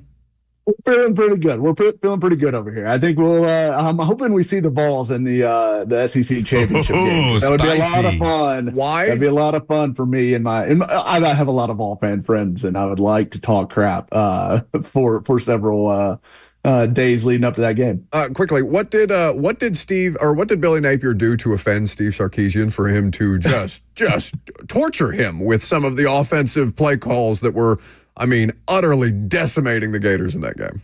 Oh my gosh, Sark is really fun when he gets into his bag like that, and he is to me like one of the most creative offensive minds in football. That little fake reverse, fake counter reverse was a thing of beauty. I mean, it was just like a spinning top out there. But yeah, it was punishment for the Gators on Saturday, and I enjoyed every second of it. All right, Mike. Well, it's good to chat. We'll have you again soon. Of course, Football and Other Efforts is where you can hear him in the meantime. Coming up next, we are going to be joined by our high school football hero. Blackman quarterback Jonathan Hamby is our guest, and we will discuss what has led to their level of success here in the last couple of weeks. I'm Buck Rising. It's 104.5 The Zone.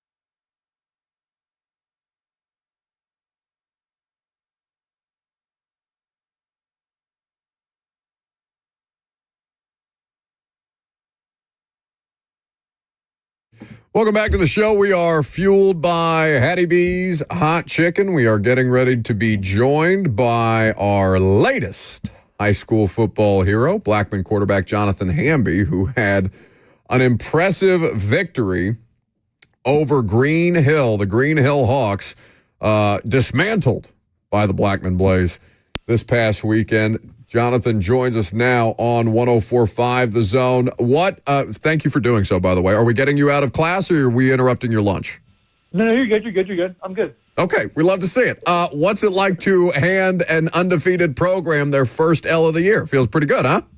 Yes, it feels good. Yes, as a team, it felt great coming in as the backup, coming in and playing well and feeling confident. So, yeah, it felt great for our team and our O-line, our defense.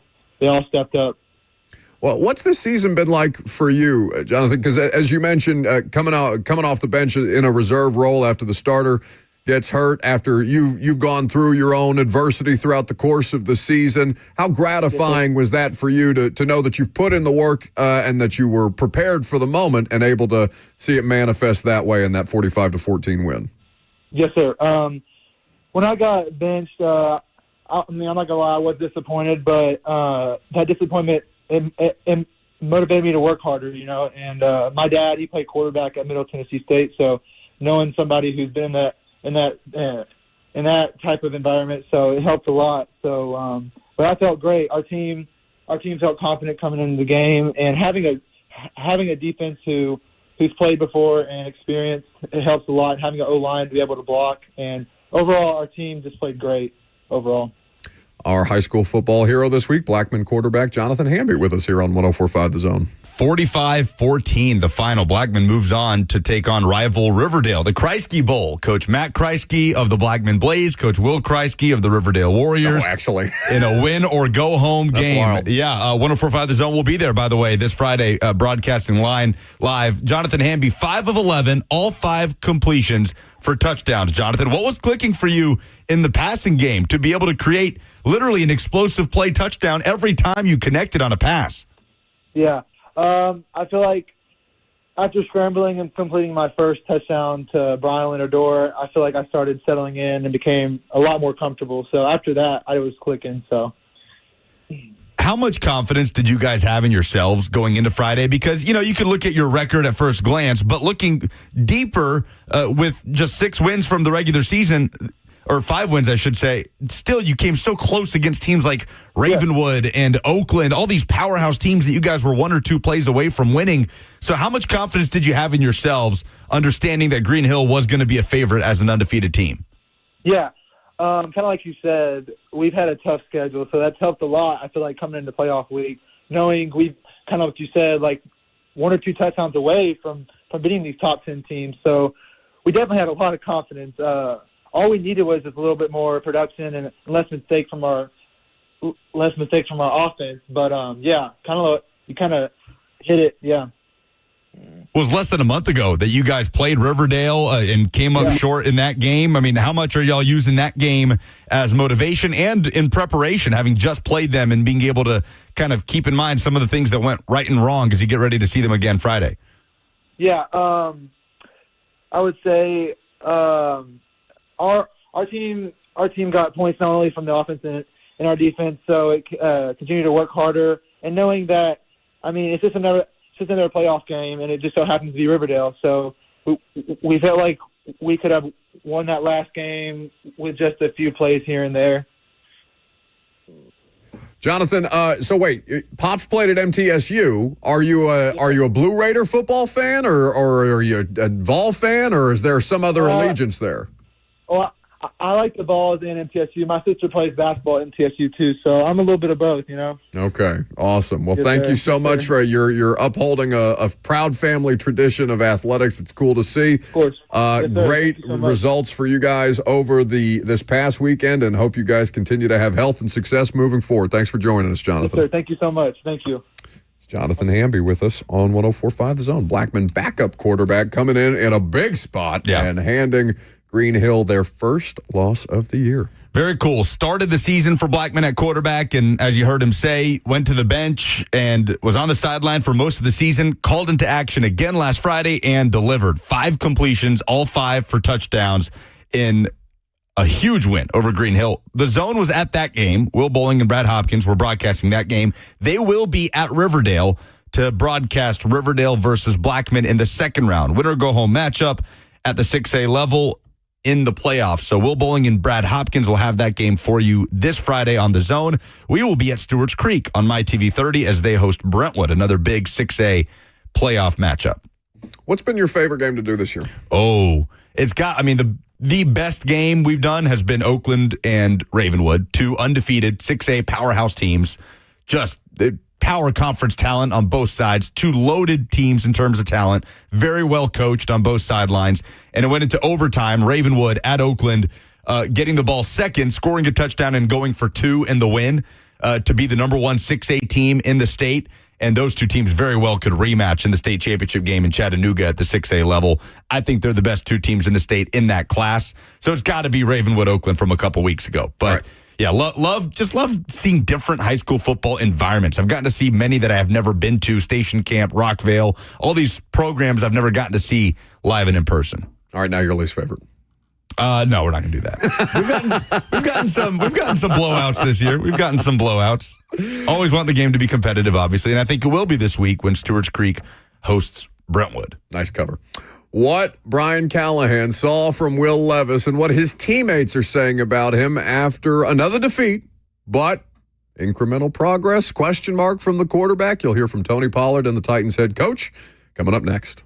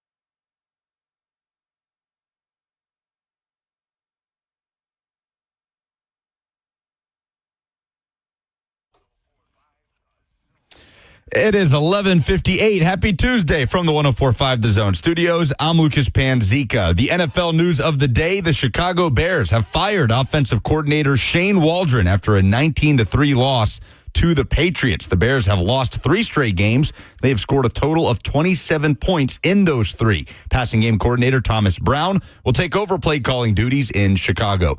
Titans will be back on the practice field tomorrow as they get ready to return home and host the Minnesota Vikings on Sunday. College football playoff rankings come out tonight with the reveal beginning at 7:30 on ESPN. Tennessee was ranked 7th on the first CFP rankings last week. The Vols beat Mississippi State 33-14 on Saturday. There will be shakeup from the top 5 as both Georgia and Miami took losses over the college football weekend. For all your foundation repairs and waterproofing needs, visit USSTN.com. Breaking news at once on your home for the Titans and Vols. This is 104.5 The Zone.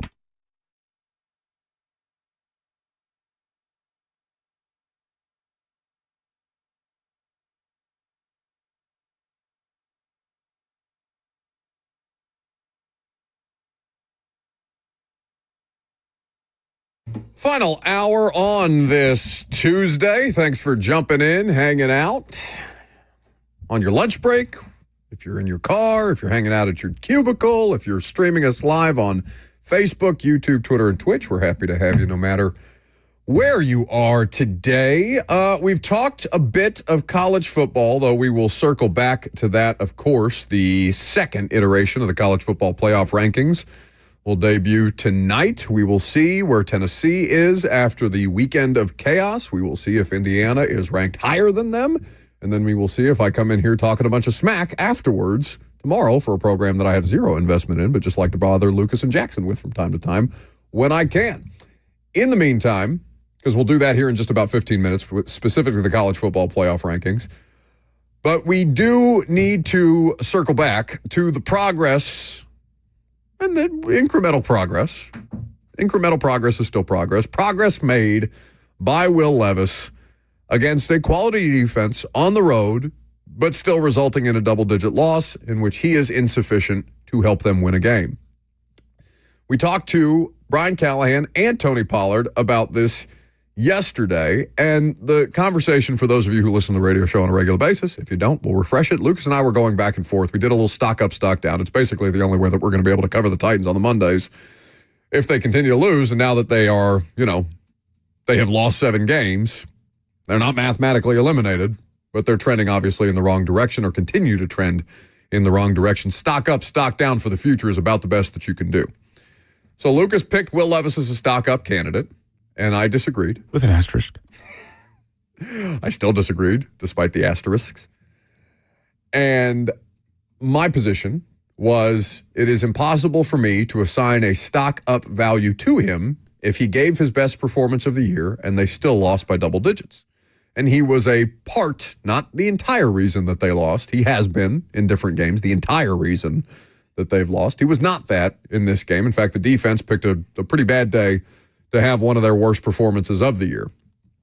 But with Will Levis, difficult for me to assign positive momentum, even though I acknowledge that he did make progress.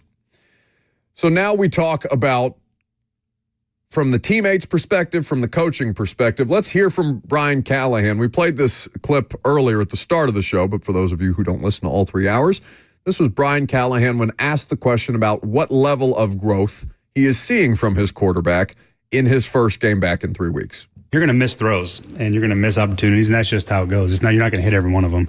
There's going to be guys that come open that your feet get taken away, your timing's off, and you got to move on. And just like, if we just would have hit that. But, what's happening in the pocket or how the coverage dictates or what the quarterback sees is not always going to be after the fact. It looks maybe more open than it was to him in the moment. So those aren't things that I spend too much time on. You just try to point it out and correct it and move on if there's something that can be corrected. But I saw growth in Will's play in this game. I really did. There was improvement. There's part of playing quarterback that, for the most part, can be pretty boring, and that's probably 80% of playing quarterback is doing the normal, mundane, ordinary things consistently well. And then there's a time and a place where your talent has to take over. And that's a big throw, the touchdown, for example. 2 or 3 of those throws, you saw Will's talent, his ability to fit the ball in a tight window accurately, taking off and running, using his feet, using his legs. Those things were all really good to see. And I feel like that's an improvement from where we were to where we are now. And, we got another stiff challenge this week against the Vikings for him to show even more of that. And that's just the way it is. There's going to be give and take moments that are good, and there's going to be some that you got to keep coaching. And but I was pleased with what he showed in that game overall. Just against the Vikings, and he understands what they're up against this weekend. Vikings, obviously one of the best defenses in football, certainly one of the most pressure-happy defenses in football.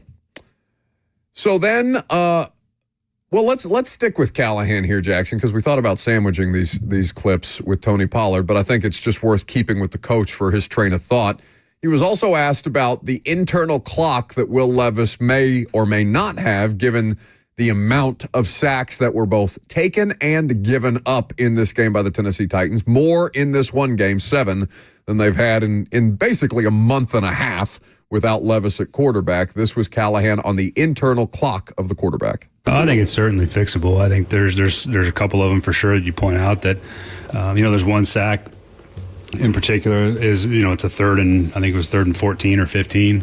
And we run a pretty standard sail concept, and the underneath throw is available, and the deeper throw is not. And it's just at that point in the game, and at 3rd and 14 or 15, take the completion. And what could happen there is, 1, you break a tackle, and you get a first down. 2, we get a good solid gain, and now we're in 4th and 3 or 4th and 2, and we can go for it in that spot, which we would like to do, particularly when the game score was what it was. And then the third one is that you don't take a hit. And there's one less hit on your body and one less hit for the line to absorb. And that was one that definitely should have just get the ball out of your hand. It's 3rd and 15. It's difficult as hell to convert those and take those yards and see what happens, as opposed to trying to force a ball down the field or hold on to it to wait and see. You're just usually not going to go very well at the end of the day. So, yeah, those are things that you can point out, and we will. Things where we can get better and play more efficiently and help ourselves get the ball out of our hands. So it's hopefully one less sack on the ledger for the game.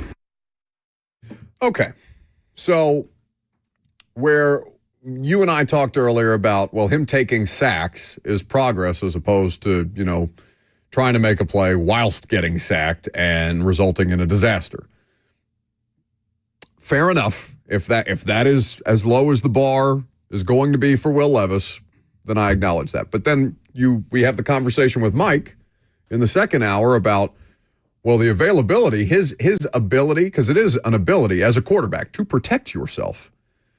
That is a part of the equation. So it's not just about taking sacks being progress. Taking sacks is also detrimental to him because it could cost him time in the lineup, which means valuable development time, which means another opportunity potentially to earn his spot either here or elsewhere as an NFL starting quarterback, because if he's not on the field, then he can't grow, develop, and do all the things that playing will hopefully, one would think, at least allow him the best opportunity to do. So the thing that I will give him credit for, okay, because I'm pretty consistent on this. I am willing to move the goalposts on him specifically because it should not take this much time for such incremental levels of change.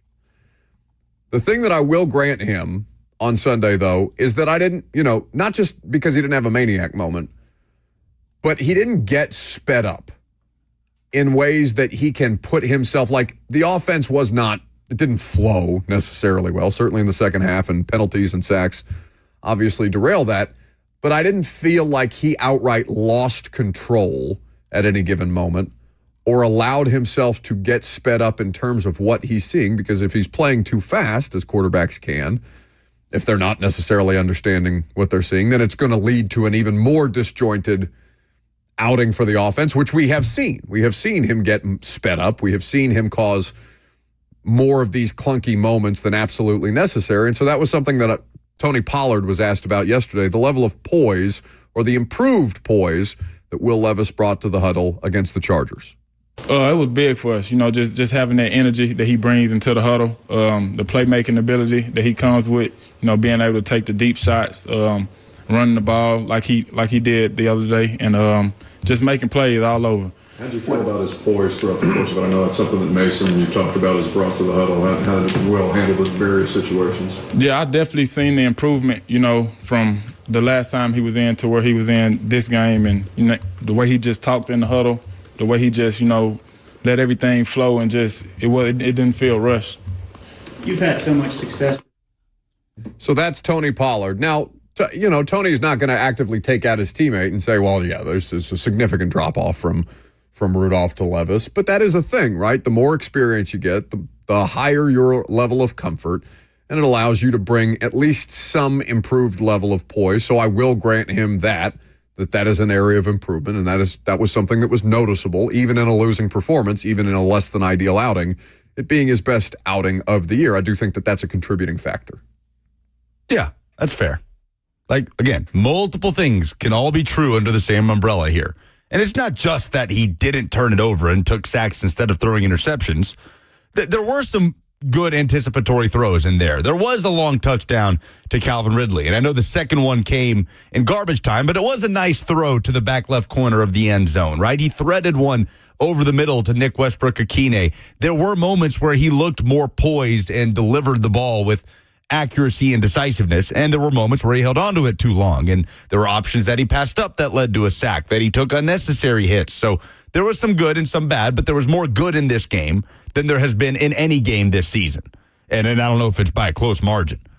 But the question we have is it too late at this point? If it's taken this long for him to take this type of step, then... Well, too late for who?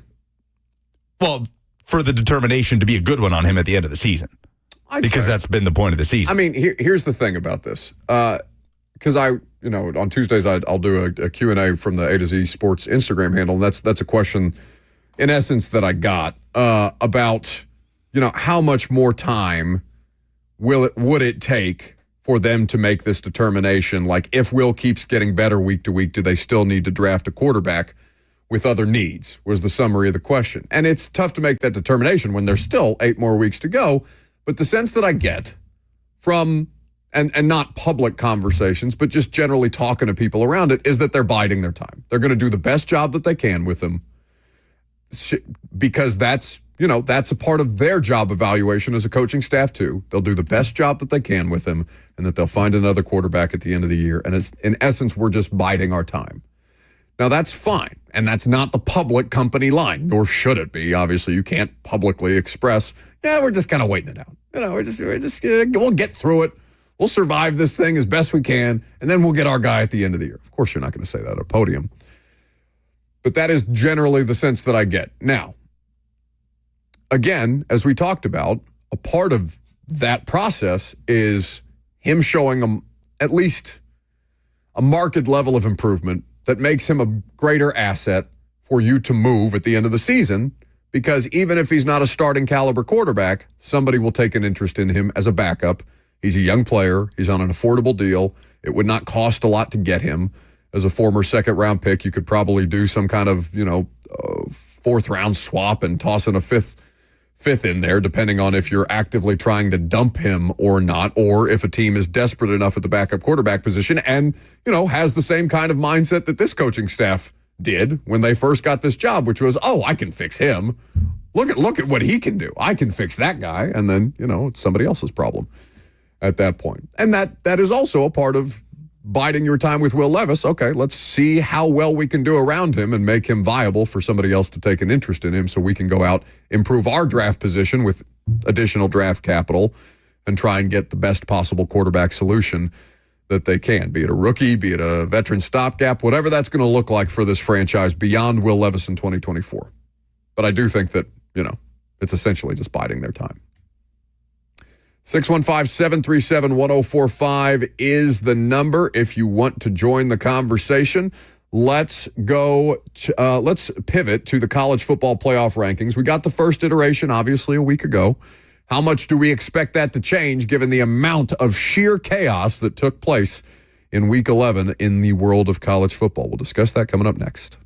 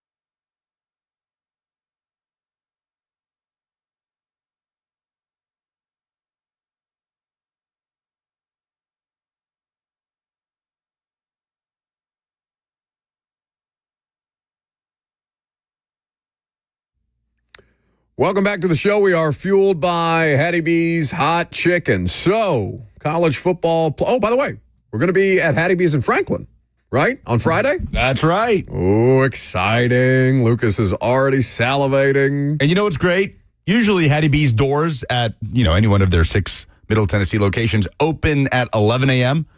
But since we'll be at the factory in Franklin, those doors will be open by 7 a.m.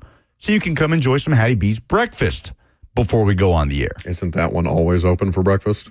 You're making it seem That's what I'm saying. They're just doing it for That's us. what I'm saying. We are broadcasting from the location that is open from 7 a.m. Yes, but you made it sound like they are specifically opening it up early for us. Oh, no. We are not. We are honored to be with Hattie B's. We are ancillary. Yes. Hattie B's is the star of the show. Truly. So, if you're hanging around the Franklin area, you want to stop by for lunch, we'll be there from 10 to 1 at the factory in Franklin. And you can also get your breakfast there if you're so inclined. Should be a good time. Always good to hang out at Hattie B's. So, college football playoff rankings come out tonight.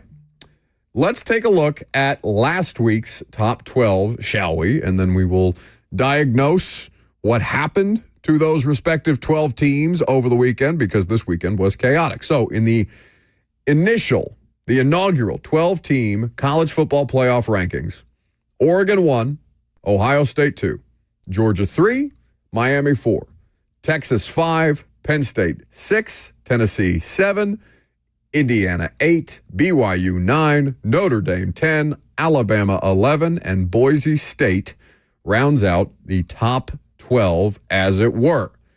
So, Oregon, long as they keep winning, they're going to hold on to that number 1 spot.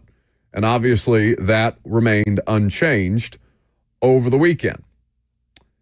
The rest of these teams, because Ohio State should continue to be number 2, right? We believe that Ohio State will be 2, coming in at 8-1. 1 and 2 will not be changed. Oregon blew out Maryland. Ohio State shut out Purdue in a big win. The conversation, of course, becomes more interesting at 3 because Georgia suffered their second loss of the year.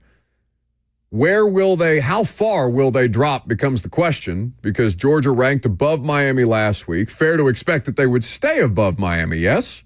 Yeah, Georgia and Miami will both fall out of the top 5. Where they kind of fall will be interesting. Georgia obviously has the win over Texas. Miami has no win of such caliber. So, right. yes. So Georgia and Miami, Georgia then Miami is how it should remain stacked. My question is, do Alabama and Georgia cross paths here? Because Alabama will be coming up from their number 11 spot after a dominant blowout win at LSU.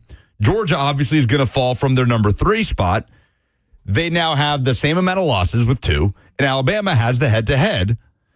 And Alabama beating Georgia earlier in the year, is that enough to have them cross paths like ships in the night and see Alabama ranked higher than Georgia when the rankings come out tonight? Will they cross paths? Cross paths? Or will they cross paths? So you got Oregon and Ohio State that'll remain unchanged at 1 and 2.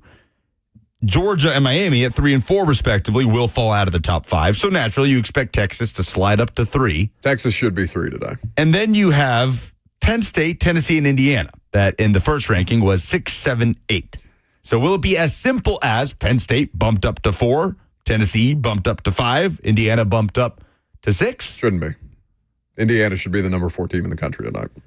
The number 4 team in the country. Should be the number they 4 should team. jump Tennessee and Penn State, you say. So what? By what logic? By what has changed within the last week for the committee to suddenly put Indiana over Tennessee and Penn State after ranking them behind those 2 a week ago, when all of those teams won last weekend? Because it's not like Michigan is a good team. Michigan is now 5-5 after getting waxed in Bloomington, though that the game was more competitive than I would have liked it to be. Michigan is knocking on the door of a 6-6 season. Michigan did make them sweat it out. Michigan showed some offensive improvement, and listen, Indiana does not have any kind of like high caliber pass rush or anything like that, so they weren't bothering Michigan's quarterback throughout the course of that game, but they are undefeated in the Big Ten. That should matter. Penn State's loss to Ohio State.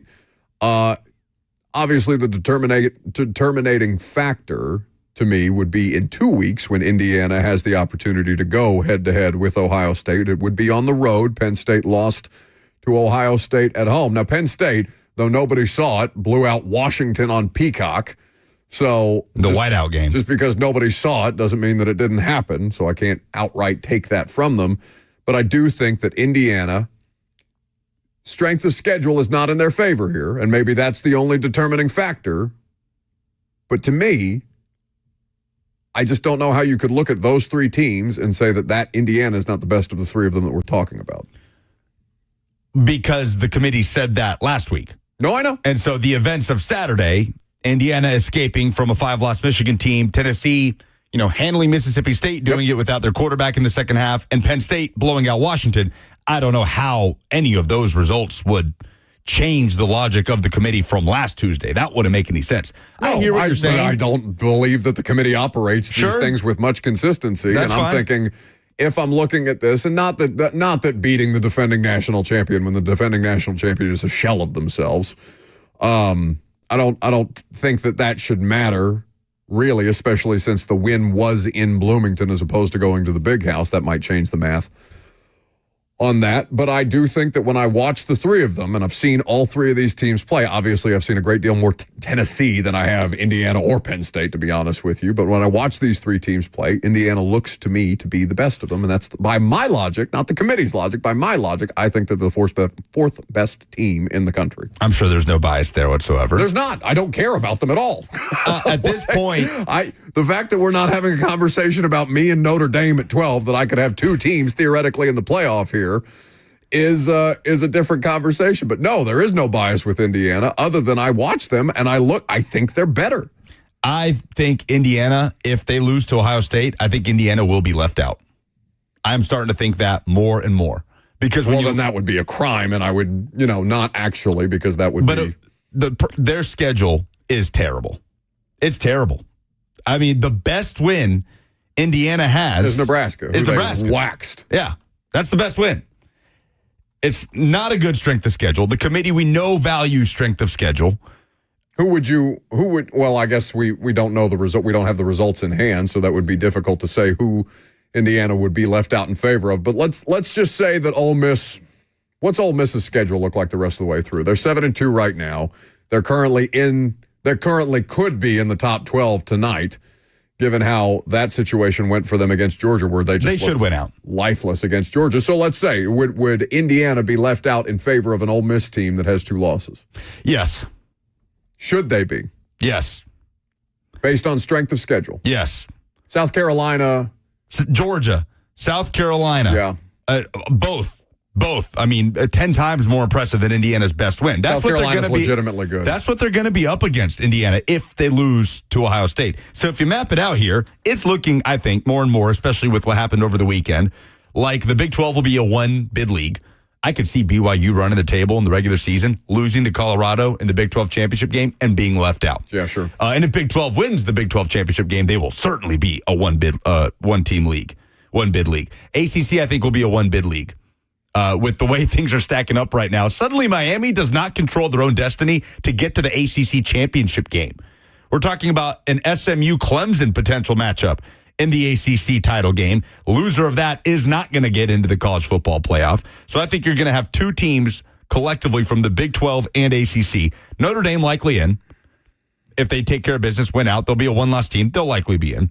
And you get the highest-ranked G5 champion. So that's 4. That's 4 teams, which means we have 8 to divvy up between the Big 10 and the SEC. So the question is, will the Big 10 get 3 and the SEC get 5, or will they split it at 4 and 4? The SEC... So Oregon, Ohio State, who would be the third? Penn State? Right. Will it be Oregon, Ohio State, Penn State? Let me look at Penn State. Or will it be Oregon, Ohio State, Penn State, Indiana, and 4 SEC teams, which means 1 2-loss SEC team that likely has a resume good enough to be in the playoff being left out, and 1 real pissed-off fan base at the end of the year. Oh, if Penn State loses a single game left at Purdue, at Minnesota, and hosting Maryland to end the season. Well, yeah, that would take care of it. I mean, that would eliminate Penn State. How is Maryland their rivalry week game? Penn State faces a similar issue that Indiana faces. The strength of schedule is incredibly weak.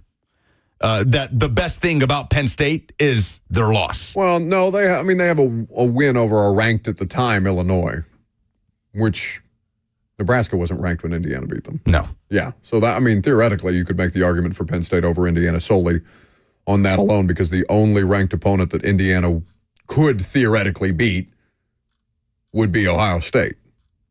There is a very real scenario where we get 10-2 Ole Miss at the end of the year. That's likely, right? They play Florida and Mississippi State. They are likely to be 10-2. Should be. With wins over Georgia and South Carolina. Obviously, Georgia, the crown jewel.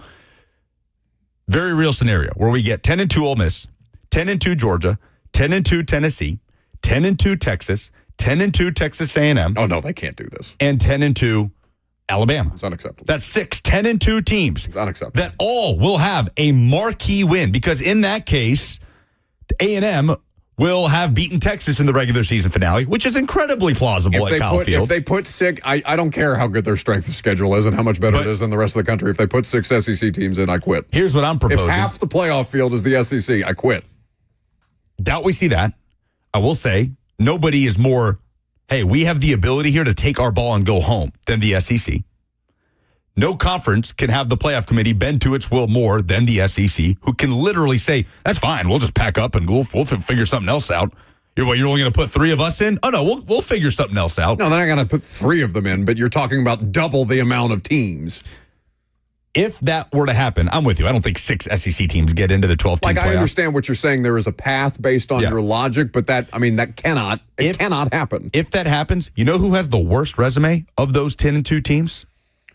Name them again.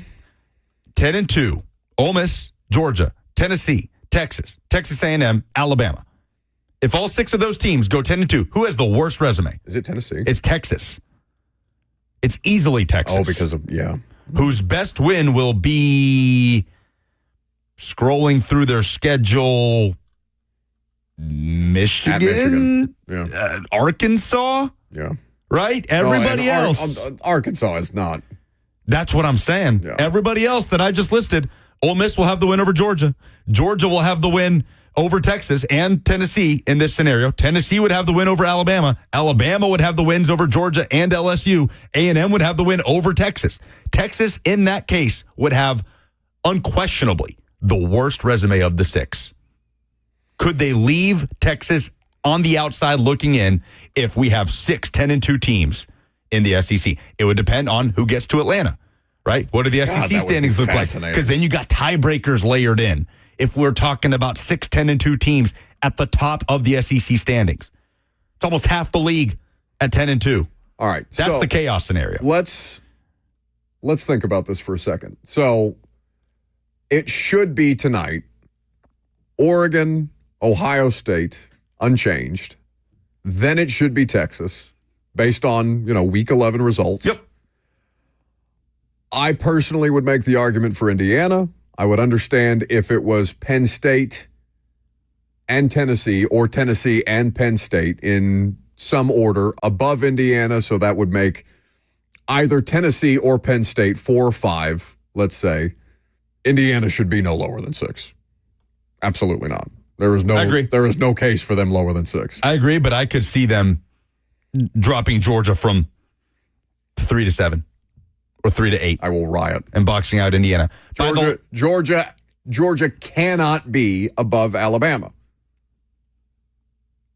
Alabama should be BYU. I agree. BYU should not. By the way, BYU should be above both of them. Yeah. Alabama and Georgia. Yeah, I agree. I know they survived against Utah, but BYU in this theory or in this world should be 7. Oh, they won't be above Alabama or Georgia.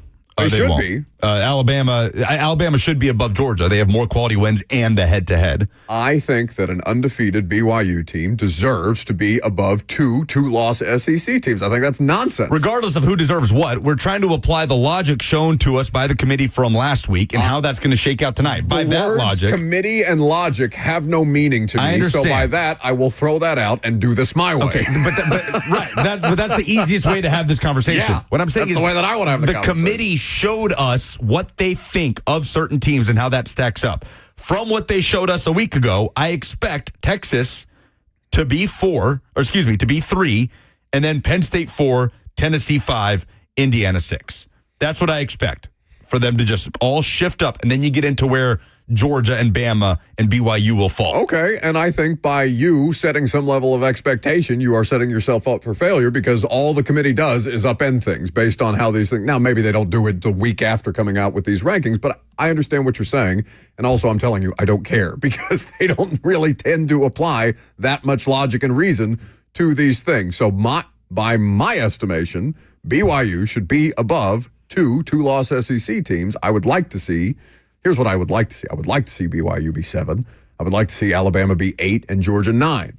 And then you would have to put Miami probably 10 before you would put Ole Miss in there, right? Miami, their first loss of the year. Ole Miss with a quality win. Now, maybe you could do strength of schedule there if you wanted to. And then that's not even talking about Notre Dame and Boise Notre and Dame SMU. should be 12. I think Boise State's getting squeezed here. Boise State seems like, to me, the most likely candidate to be outside the top 12 today. For Boise, it doesn't really matter because at the end of the day, if they just win out and win the conference, they're going to be in. They're going to be the highest-ranked G5 champion. So ultimately, Boise fans don't need to hand-wring about where they land tonight, right? They know. Nobody needs to hand-wring about where they land tonight, really, because we still have a few more. But I disagree. Okay. I think when the committee is telling you what they think about you, like the committee told BYU fans, we don't care that you're an undefeated Big 12 team. We're still going to put you behind these other power conference teams that have a loss. The committee told Indiana, we don't care that you're undefeated in the Big Ten. We think Tennessee's better than you. They have a more quality win. Even though they have a loss and you don't, we're going to put them above you. They have a better defense. Which could hint at Indiana fans, hey, by the end of the year, if the committee thought that undefeated Indiana was behind one-loss Tennessee, wouldn't the committee think that 11-1 Indiana will be behind 10-2 Tennessee? Right? So I think there is hand-wringing involved from these fans that say, oh, they're telling us right now what they think of us. Oh, no. Indiana fans have no concept of even what these college football playoff rankings are. They're just along for the ride, baby. I'm just saying why it's important because that's what the committee told us last week. We go the rest of the year, Tennessee's 10-2, let's say, and Indiana's 11-1. They each caught a loss, and those losses were of very similar caliber. Then how does that change things? Or is that loss to Georgia maybe a little less impressive because of what Georgia just did against Ole Miss? It's all factored in here. But the point is, there's a possibility for chaos in the SEC. And I don't know what the committee would do in that case if there are 6 10-2 SEC teams vying to get in. 615-737-1045 is the number if you would like to join our discussion. Again, the college football playoff rankings do come out tonight, so we will have a good measure of this. By the way, is Pate coming in at some point this week? Working on it. Okay, we will work that out with Josh Pate. In the meantime, before we go to the phones, I will remind you that Toy Field is not that far away. We are less than a month away from Toy Field, the time of year where 104.5 The Zone and the rest of the Cumulus stations come together at Nissan Stadium to help the Salvation Army's Forgotten Angels. Anybody in the Middle Tennessee area are invited, or if you're outside of the Middle Tennessee area, you want to make the trip to drop off toys, we would love to have you. Middle Tennesseans are invited to stop by between 6 a.m. and 6 p.m. to donate and help fulfill the dream of thousands of kids this holiday season at the 17th Annual Toy Field Toy Drive presented by First Horizon Bank. That's December the 10th at Nissan Stadium. To the phones. Austin is up next. Buck. Yes. I can't let you off the hook for saying that Indiana waxed Michigan. Is this Austin Stanley's music? Yes, this is me. Buck said that Indiana waxed Michigan when Michigan had 2 drives in the fourth quarter to win the game. They didn't, but that is far from a waxing. There's more wax on Buck's eyebrows every month than on that football field in Bloomington, Indiana. That is ridiculous. So Indiana should be behind Tennessee. Indiana should be behind Penn State because nothing has changed from last week to this week in the rankings based on the games that were played. I couldn't let that go. That was a terrible take. Well said. I didn't catch the word wax. Did you say wax? Oh my God! Yes, wax. He said wax twice this segment. Oh, that's egregious. I think it's because I was talking. I probably got ahead of myself because I was going back and forth with Lawan last night talking smack, and he was trying to claim national champions and things like that. The only 20 to 15 waxing I've ever seen. Yeah. It's fine by me. They got 10 wins. Anything at this point is gravy to me. At this point. Just win. Just win. Thanks, All right, Austin. guys. What, is he immune from the music? See, man. Yeah. I'm waiting for the music. It's a minute. Some people are immune to the music. Okay, that's fine. Bo is next. Hey, guys, what's going on? Hey, love the conversation, and I agree that, probably don't mean a whole lot tonight. I will say, though, that we're talking about quality wins. The worst loss of any SEC team is Ole Miss. They lost to a 3-win Kentucky team in Oxford. And I don't think you can count on the strong wins if you don't count on the bad losses. So I think that'll figure in. I believe that if Tennessee or Alabama or anybody else that loses that's in front of Ole Miss tonight would have a hard time dropping below them with that loss. So I want to get off and listen to what you guys have to say. But if they do count bad losses, then the worst loss so far in the SEC is Ole Miss, a home loss to a 3-win Kentucky.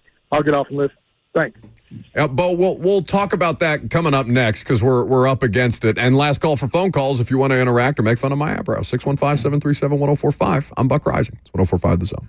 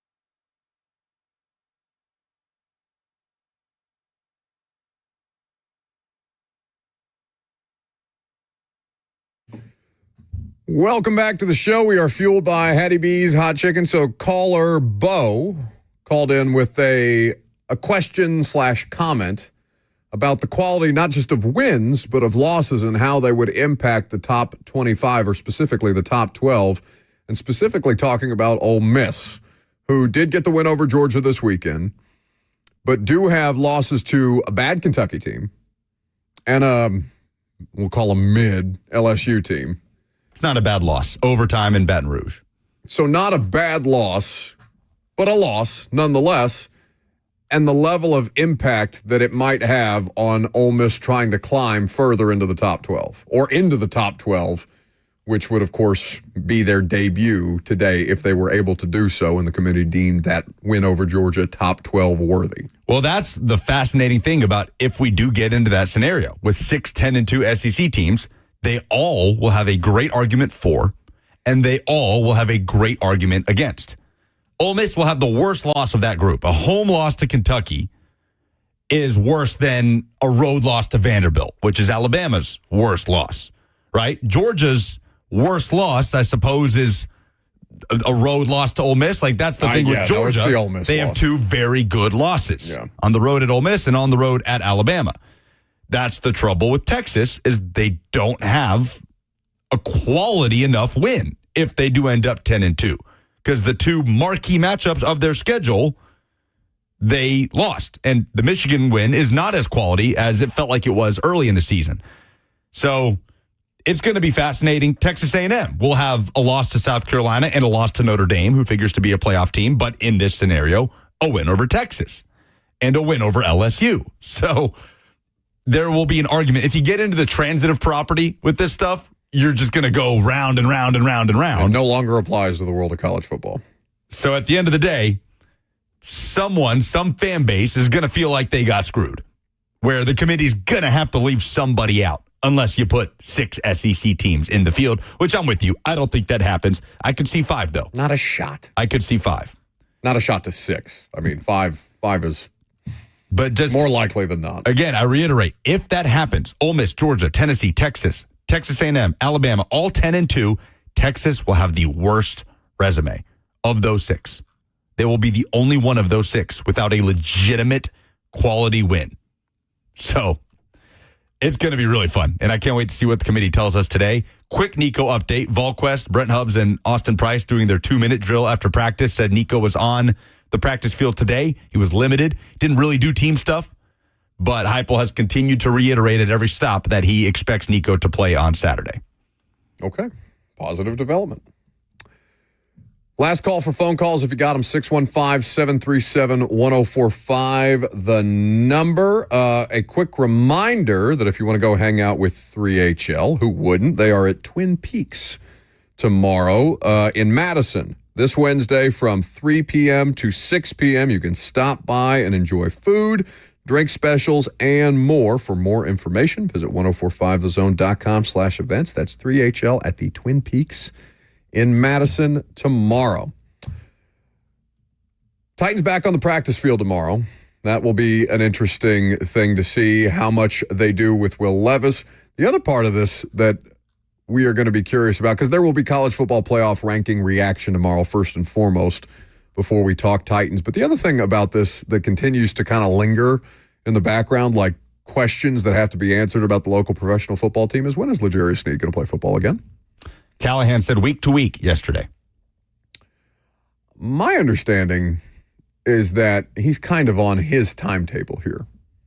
And I would be curious to know, because obviously I would be curious to be a fly on the wall for those conversations about what specifically is the holdup with him. Because again, I don't know the extent of the quad injury, just that he took a helmet to the quad and it's cost him a month at this point. But if we're still talking week to week after 4 games missed, was injured reserve a consideration so that you could make some additional roster moves to potentially put yourself in better position to survive this? Now, Baker and Brownlee have been fine. They haven't been great or anything like that. But I am I'm getting more and more curious about this L'Jarius Sneed situation. So we will see whether any developments on that arise tomorrow at Titans practice. Polls, please.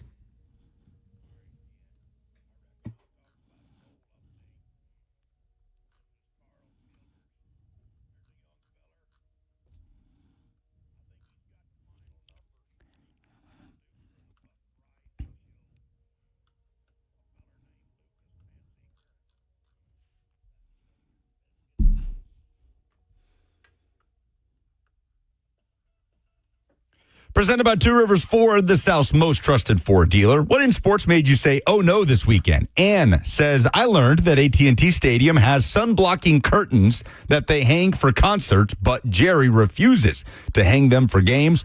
The dumbest thing in sports is tomorrow at 11 a.m. We will have plenty of time to talk about a multitude of things revolving around the Dallas Cowboys. It is take your pick this week. That's really just Jerry. With the Dallas Cowboys and the dumbest thing in sports this week. It's really a multitude of things to do with their ownership group as opposed to the football team itself. But I guess the football team is the football team an extension of ownership, or is the ownership an extension of the football team? I'm never really sure with them. Never know these days. Did you watch The Office? Were you the Office guy? Was I the Office guy? No, but I have watched enough episodes of The Office. 5 words about the Cowboys this week. Shut up about the sun. We're going to get to that tomorrow. There's a lot there. Defund Will Levis on Twitter. Well, that just feels mean. Says the Texans going for a long field goal towards the end of the fourth quarter. What made him say, oh no, in sports? So at the end of that Lions game, tie game, Texans line up a 58-yard attempt with less than 2 minutes left. Oh, I haven't seen this game yet. I was on the flight home from LA. Yeah. Oh, it was an awesome game. As we know, Jared Goff, 5 interceptions, yet still. That I did know. First time since 1970 that a team that throws 5 interceptions and trails by 15 or more comes back to win. Didn't he only have 4 picks on the year? Did he really? I think he only had 4 interceptions on the year. He's been incredibly efficient. The game was tied at 23. Lions had come all the way back. The Texans had it 4th and 4, the Detroit 40. Line up a 58-yarder for Kaimi Fairbairn, who's had a great year. Yeah. Wide left with 1:56 left, and the Lions only have to go 18 yards to line up a 52-yard attempt by Jake Bates, who was laying bricks a few weeks ago, and now is the kicker for the best team in the NFC. He drilled it, and the Lions win. You mean literally laying bricks, not bricking field goals. Like literally, that was his job. He was a bricklayer. Yes. Much like the Titans had a punter that was like a FedEx driver the week before. Trevor Daniel, local legend, Dixon County High School. VFL. Titans and legend. A VFL. Titans legend. What percentage chance does Will Levis have to convince you that he can be the future quarterback of the Tennessee Titans? Daniel says 3%. Danny says 0%. A lot of people are saying 0%. Karen says 18.3%. 18.3? Very specific. Tyler gives it 5%. And so I got a couple people. Matt says 50-50. No, that's wrong. Even if it's an opinion, it's a wrong one. We didn't answer that question. Do you have a percentage? We asked it to Mike Herndon. He said 2%. Yeah. I would say 8%. Match the jersey number. I'm going to say 0.05. Not 0.5, but 0.05. That's mean. Not mean.